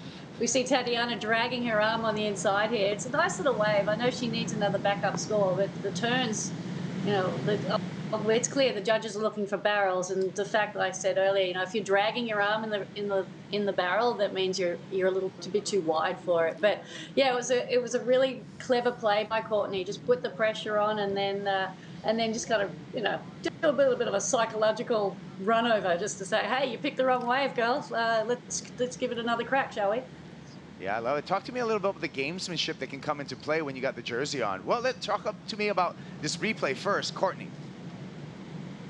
Yeah, so it was a bit of a shampoo more than anything, but you know, she did a nice little kind of, I don't know what you'd call that turn, but check into the pocket just to say to the judges, okay, yeah, I know the barrel might not have been that much, but at least it might actually better her score. And look, the gamesmanship that goes on at Teahupo'o, I think in the early rounds, I don't think there's that much. I think everyone's just in survival mode, just to get their feet on their board, to get familiar, to get comfortable, to get relaxed, as we see Lakey stroking into this one. And Lakey just a little bit too deep. Yeah, great intent, but too deep on that. And so we'll see all the scores coming through here, and notice how it changes the situation, Pete. Looks like Courtney Conlog may not improve her position, but it's not official yet. Yeah, I mean, it was a bigger wave, but she didn't really get barreled. As Lane had mentioned, she was kind of more into the shampoo. It didn't actually hollow out at all, so she's probably not going to even improve on the wave that she had the turn. So Tatiana was able to get herself another wave much better than her second wave, and it has to be a 2.6 or higher. But it looks like it might be coming underneath. We'll see in a moment here. Yeah, there we go. All the numbers are in. A 2.27 last of Tatiana Weston-Webb. Not enough to take her into the league. Courtney Conlog's wave, a 2.3. The situation remains the same for Courtney Conlog with a two-wave total of a 7.77. And Lakey Peterson looking for a 4.88 if she wants to hop straight into the quarterfinals. This is going to be an exciting 5 minutes. You know, right now with priority, it is with Courtney, so she's going to have to utilize it. Now the situation's changed. Now she's defending this spot with that priority. Tatiana, again, not needing much, a 2.61, and even Lakey, for that matter, only needing a 5, basically, to turn this heat. So anyone's and everyone is still in this game. Lane, you have heat control. Yeah. You have the lead in the heat, and you have priority. What's the play right now for Courtney Conlog? I disagree with Pete's summation about defense. You need to stay. She's only got a 2.6, so she needs to stay in the offensive mode and build on that score. She doesn't have a very commanding lead. I think based on how long they've been out there, they'll know which wave is the best one to catch. She just proved to Tatiana that the second wave seems to be the better one, but then there's no guarantee there is a second one. So she's going to have to be really tactical and strategic about which wave she catches. In the meantime, there's nothing going to stop Lakey from catching a decent wave either. This is a bit of a cat and mouse game. The advantage of having priority does put a little bit of pressure on Courtney to make sure that she either catches a wave that she knows is going to advance her score, or keep someone off a wave that she can't catch. What better position? Would you want to have priority and the lead, or you want to have Lakey sitting in that, being able to roam the lineup? Oh, look, I always like to win from the front. I always like to have the priority and the lead. Pretty, yeah. Yeah, but because it does put a little bit of extra pressure on you in that position, and knowing that Tatiana is you know, going to hassle you a little bit too. Is now Courtney up and riding, utilizing priority.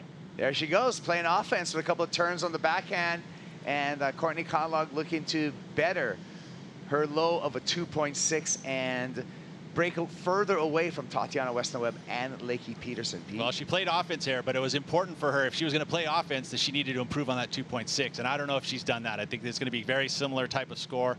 You know, the snap was nice. It wasn't in a super critical section, so I don't see it being much higher than a 2.6. So in my eyes, it's kind of a bit of a mistake, because now she's given up priority and didn't get to improve by much, if any. And so now, looking at Tatiana Weston-Webb, she's got priority in 3 minutes. Yep, under 3 minutes, and you see Tatiana sitting comfortably, waving to the tower, asking for her time, and she's recognizes that she has priority. Talk us through this replay, Lane. Yeah, well, obviously it wasn't going to barrel, so Courtney did her best just to squeeze a couple of turns into the section that she got. She kind of ran away a bit from the the section, and then the wave ran away and closed out on the peak on the reef. So she did the best she could, but I agree with you, Pete. It wasn't going to advance her, and I think she was just doing her best to keep Tatiana off the wave that she thought may have given her the score. So that was an offensive and defensive play, if there's such a thing. Yeah. Great call. And thank you so much, Lane, for your time here. And hope we can have you check in more with us throughout the broadcast here at the Outerknown Tahiti Pro. Thanks, Lane Beachley. My absolute pleasure. Thanks, Kaipo. Great to see you, and great to see the girls back out of Teahupo'o. All right, so now we're down to the final 2 minutes. Pete, Tatiana Weston Webb just took off on a wave, and she needed a 2.61. Couple of turns for Weston Webb. In your opinion, did she do enough? Again, it's very similar to what we saw just there. It was a kind of a mistake. You know, you pulled the trigger a little early. I know you need to have the lead, and maybe she thought she could get the 2.61 needed on that wave, but it doesn't look like it's going to happen for Tati. So right now, Lakey now with priority and a minute 30 to go. Right now, she's going, please, just send me an opportunity. This is exactly what she wants. If she can get this heat win here, it's so important for her to get into the quarterfinals. And if she gets that moment right now, if she's able to turn this heat, that's going to be a huge momentum builder for Lakey. Watching so 1.9 here. Yeah, 1.9, a little bit, you know, again, driving the turn as much as she could, but it just didn't have that much gusto in that wave. Not a critical section. So again, just a 1.9, and doors open for Lakey. Tati under priority, finds a little bubble, fights out for an exit. Not a very clean barrel. Again, the number for Tatiana Weston Webb, but 2.61. What do you think? Not there, I don't think yet. She can keep trying. I mean, that's what she has to do. If she's going to sit here in the inside, at this point, never giving up, which we know Tatiana's not going to do. She's going to do everything she can to try and turn that 2.61, but that wave's not going to do it. Down to just 30 seconds, and we'll see if there's anything on the horizon for Lakey Peterson, sitting with priority, needing a mid-range score of a 4.88 to have a buzzer beater here in our final heat of the opening round, Pete. It's one wave, right? It literally, the way she's been surfing out here, she's right now just going, please, just send the opportunity, but it doesn't look like it's going to happen, unfortunately, Kaipo. 10 seconds to go. Yeah, it is the countdown, and it looks like it's going to be the Sea Tiger, Courtney Conlog, hopping through into the quarterfinals with a victory here in heat number 4 of the opening round. Really cool for Courtney to get this win. I know she's been putting a lot of time out here at Teahupo'o, so that's a good win, but very, very close with Tati as well as Lakey in that one.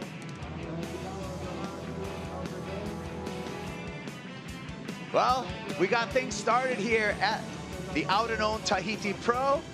Stick around, though. We got more for you. WSL Post Show is right after this.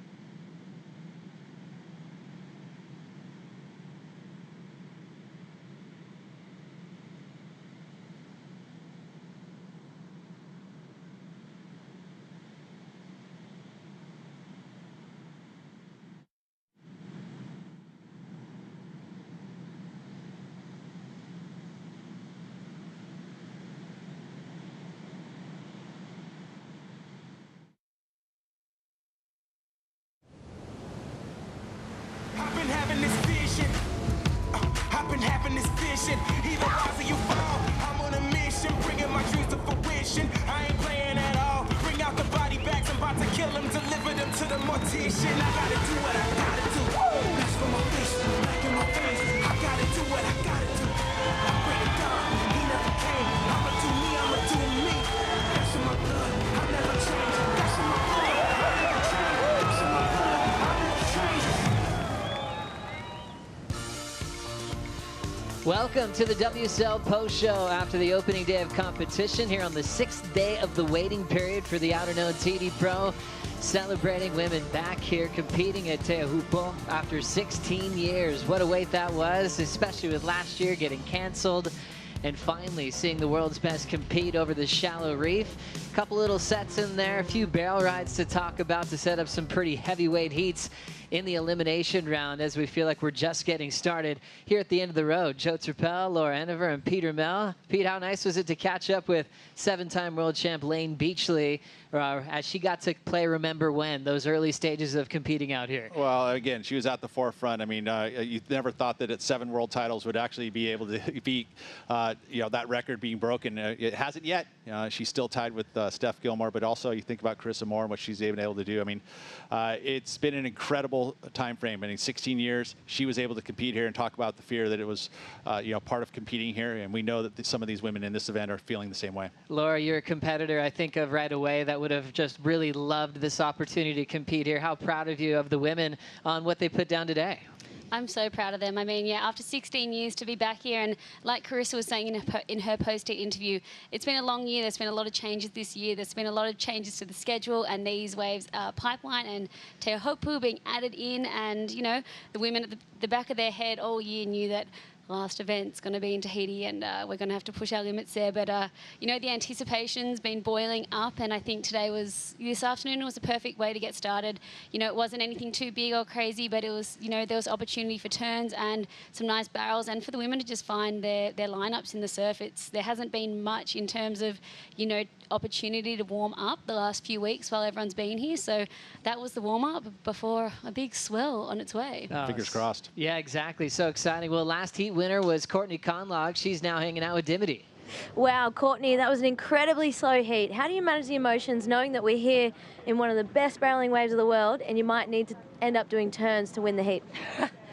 Yeah, it's definitely not what you plan or visualize. You visualize yourself getting barreled at Teahupo'o, but sometimes you gotta grind it out, and definitely grateful to be into the course. It's been a while, so just trying to find the rhythm here. And this is such a magical wave when it's on, and I would love to see it happen this event.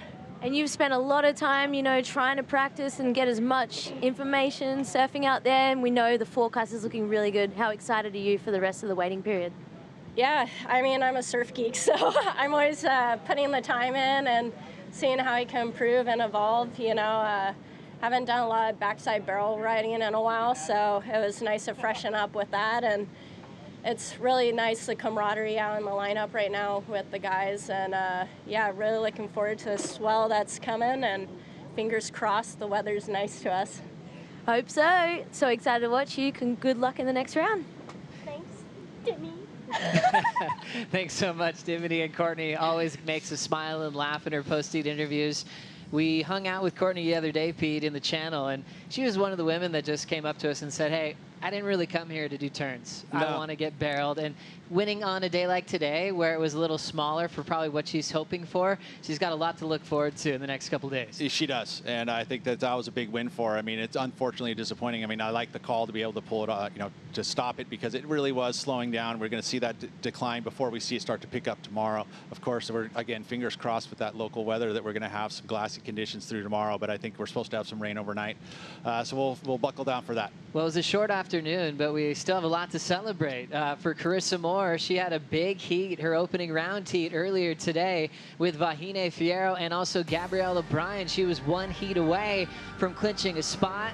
She got the win today into the quarterfinals. She's guaranteed to be in yellow at the Rip Curl WSL Finals, Laura. She is. It's her favorite color. We all know that. And she now gets to wear that into the Rip Curl WSL Finals coming up next month. And very, very excited. Carissa, obviously 2 years in a row getting that #1 seed into Trestles. But today showing her showing why she's the champ. She turned it on out there and got the best waves of the day, and just her technique and barrel riding was amazing. Well, she wasn't, sorry, just about Vahine, right? Vahine was not an easy surfer to come up against here at Teahupo'o. I mean, one of the most comfortable, and as you can see right there, she's going to be a force to be reckoned with this in the event. You know, she is one of the best out here. The forehand was helpful for her. She just had one wave. She was one wave short. Vahine, dangerous wild card, smooth style, got one barrel, not enough to get the heat win, but she is reseeded now into the elimination round, where she will have Joanne Defay in heat number 1 when we get there. It's always reseeded all the way up to the quarters, so she might get another shot against Carissa Moore. As we see the Rip Curl WSL Finals, one name is officially in the number 1 spot, just like last season. Carissa waiting in the title match to see who will be coming her way. Last year it went to that 3rd match, and Tati was basically one turn away from taking the world title. We'll see what happens this year, Laura. I cannot wait. There's so much to be unfolded here in Tahiti, and those final 3 spots are up for grabs. So let's see if between Tati, Stephanie, Brisa, Lakey, Tyler, down to Gabby and Isabella can solidify their spots. And a lot of those names that have a chance are in the elimination round. As we focus on a highlighted performance, Caroline Marks getting nice and barreled today on her forehand. Had the 2-time world champ Tyler Wright in the water. Joanne Defay, the number 2 seed as well, famous for a solid backhand in waves like this. Ended up being Caroline's day to get nice and 2. Pete, that was fun to watch. And again, that's the forehand. She was able to wait for a very long time to find this wave right here, and again, just streaks through it, doesn't let the lip touch her at all. That's why it went into the 6 range, and it was enough she was able to get that back up right away, which is so important. She understood that there was a moment there where there's just going to be, a few waves in the middle part of the heat. She was able to get this turns done and gets the heat win. Yeah, I loved Caroline's positioning, just taking off right behind that peak, which is what you need to do here when we see the best barrels out here. The surfers are taking off and swooping straight under the lip. As we check out the opening round heat number 3 scores, Mark 6.17. She was on the boat with Dimity, saying obviously first heat ever out here, and that was exactly what she dreamed of her entire life. She had a famous clip a couple of years ago from a strike mission. We felt that she'd be comfortable, especially at this size, on her forehand, and did some damage for 2 surfers that are really thinking about the Rip Curl WSL Finals. So kind of almost a wild card feeling win there for Caroline Marks, and that's going to send world number 2 into this probably dreaded matchup. Joanne versus Vahine Fierro. Pete, what do you see here? You think about this matchup, and Vahine, from my eyes, is going to be the one to watch in this. I mean, she's so comfortable, grown up in French Polynesia here, has such an amazing backhand, which is really what she's known for, but ultimately has been spending a lot of time out here and putting it on bigger days, which I think is going to be a distinct advantage if we start to see the swell come up, which of course it's forecast to. Just hard not to keep referencing the Moana Jones-Wong story of pipeline and where Vahine might go in this event. Laura, you were telling me earlier, reflecting on the pipe conditions, Moana as well had to deal with small conditions to start the event earlier this year, but things dramatically changed with the swell as well. Yeah, I can imagine a lot of the girls that were in that elimination round really probably made it pretty vocal, but especially Vahine saying, let's wait to, get the real Tahiti and Teahupo'o that we love to see, and we know that she's going to really excel in, but, she's so comfortable out there. She makes it look so effortless, and now that she's through, I mean, we know that she's just going to push Joanne Defay to, and I just think it's going to be a pretty crazy heat, that one. Amazing matchup. So much excitement when you come to Tahiti looking for big barrels, but we're also reminded how beautiful and important our ocean is to protect. Let's get caught up with the We Are One Ocean campaign.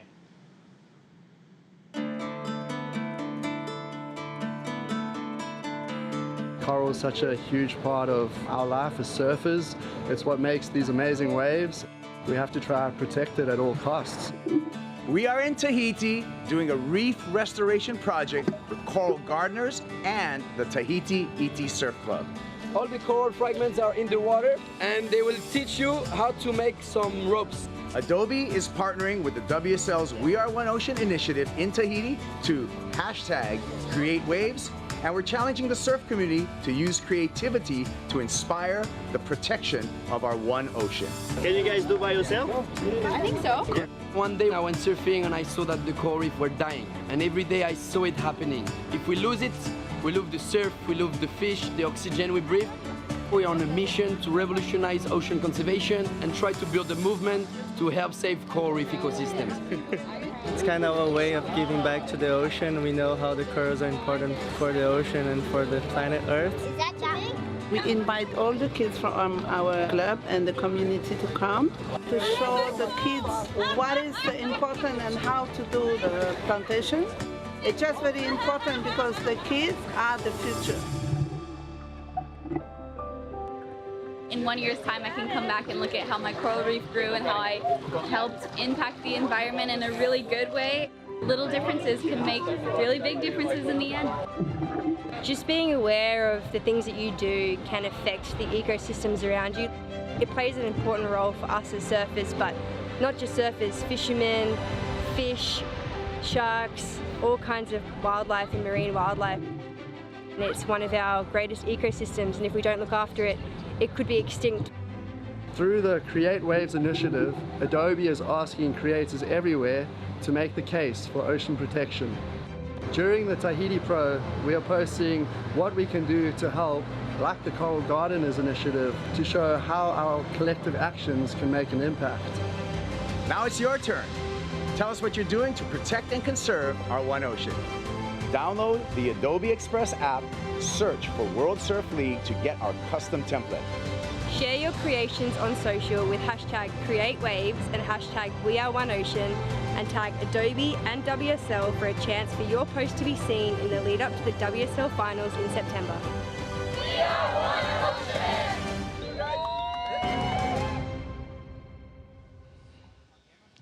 We are loving the Adobe connection with We Are One Ocean. And remember, you can get Adobe Express. That's what all of our influencers and surfers will be using. It actually makes posting easy. You can make really creative content. And we want to hear from you. And you'll see how you can make a really positive impact on the ocean today and for future generations. Speaking of the ocean, we're expecting it to pick up quite dramatically in size. Let's bring up the Surfline forecast for the Outerknown Tahiti Pro and see what we'll have for tomorrow. Pete, what are you seeing there? Well, we're seeing swell, right? And that's the one we've been watching on the maps. It's been consistently there. It's been, forecast to show up on Wednesday, which is tomorrow. The one dynamic of it all is the wind, and this place is dynamic. We've got obviously mountains and valleys, and we've got a low that's sitting over the top of us. It's going to spin some winds. We don't know what direction, so we got to wake up and go. Tours and competitions are going to have to be on it tomorrow, figuring out what window of opportunity we're going to have. We got the swell there. We got the energy coming up. We see it there, 8 to 12 foot faces. That's what we want. And then through the week, Thursday, Friday, awesome. Got that easterly wind flow, which is offshore with that swell. So lots of opportunity those 2 days. I'm excited. Laura, can you tell? Yeah, I can see you're excited. I'm just going thinking, Laura, you were just recently on tour. What are your former competitors feeling right now in their gut, knowing that the ocean's going to be crazy big in the next couple of days and they're going to have to be ready to go? Yeah, well, they got their warm-up today, got their opportunity to field the lineup, and I think they're going to be getting on their jet skis bright and early tomorrow morning and coming out to watch that ocean come alive and just pick the eyes out of it. If the men's are on, they're just going to watch very, very closely, find their lineups, do a lot of, like Courtney was saying in her post-interview, geeking out on any bit of information they can so that when they get the opportunity to go out there, they can also come alive. Maybe Joanne will just sit very close to Vahine. That's going to be a crazy matchup. Vahine Fierro once again has world number 2, Joanne Defay, potentially first thing in the morning as we get to the top 5 of the opening day of competition here at the Outerknown Tahiti Pro. Number 5 on the list, 16 years to wait for the return for the women at Teahupo'o. Gotta love it. I think that it's been too long. It really has. The surfing has always been there, but finally to be back here competing with the men in a coincided event, I think that's something that even some of the competitors have mentioned in their post-season interviews, how it's been in the lineup for those warm-ups, because it's important. Number 4, Steph Gilmore, smooth into the quarterfinals. Yes, Steph got everything started in the first heat this morning and, got a nice little cover up there. Nothing crazy, but just was happy to get out there and get going in a very slow heat. That next heat with Carissa came alive.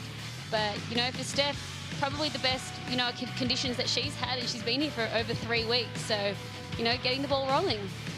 coming into number 3, two-time for the Floridian, Pete. So good from, the positioning early in this heat. I was kind of scratching my head going, hey, she's forehand. She's not sitting that deep, but she's working with Luke Egan, and they've been spending a lot of time in exactly that, trying to figure out where to sit in this lineup. She set in the right spot, and it worked out really well for her. Long anticipated wait for this woman to be in the water here to compete. Vahine Fierro gets number 2 on the daily top 5.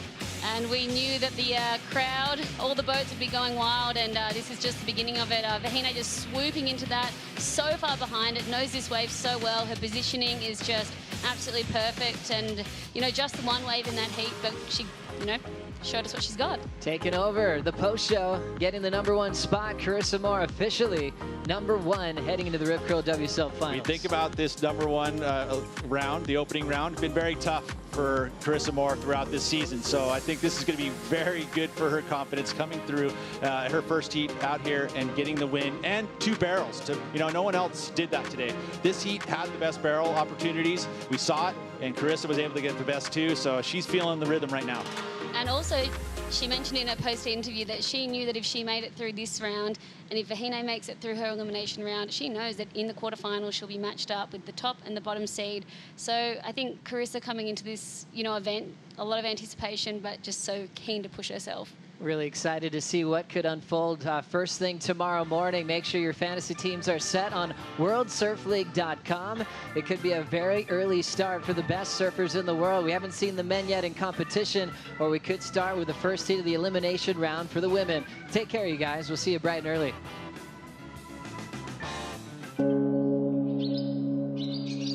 Welcome to absolute paradise. We are here on a little village called Teahupo'o. The women coming back to Tahiti after 16 years. It's always been one of those waves where I was like, oh, I'm kind of glad I didn't have to compete there. Not easy. It's not an easy task. I think I have a brief understanding of kind of the lineup. I think the fear is part of this wave.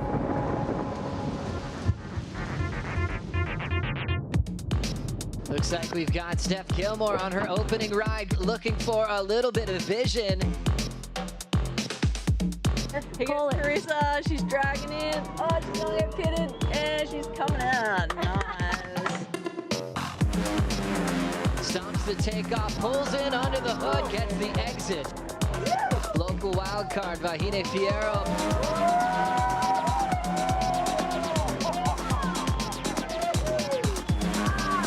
This copyrighted event broadcast is produced by the World Surf League for broadcast around the world and may not be retransmitted, reproduced, rebroadcast, or otherwise distributed or used in any form without the written consent of the World Surf League.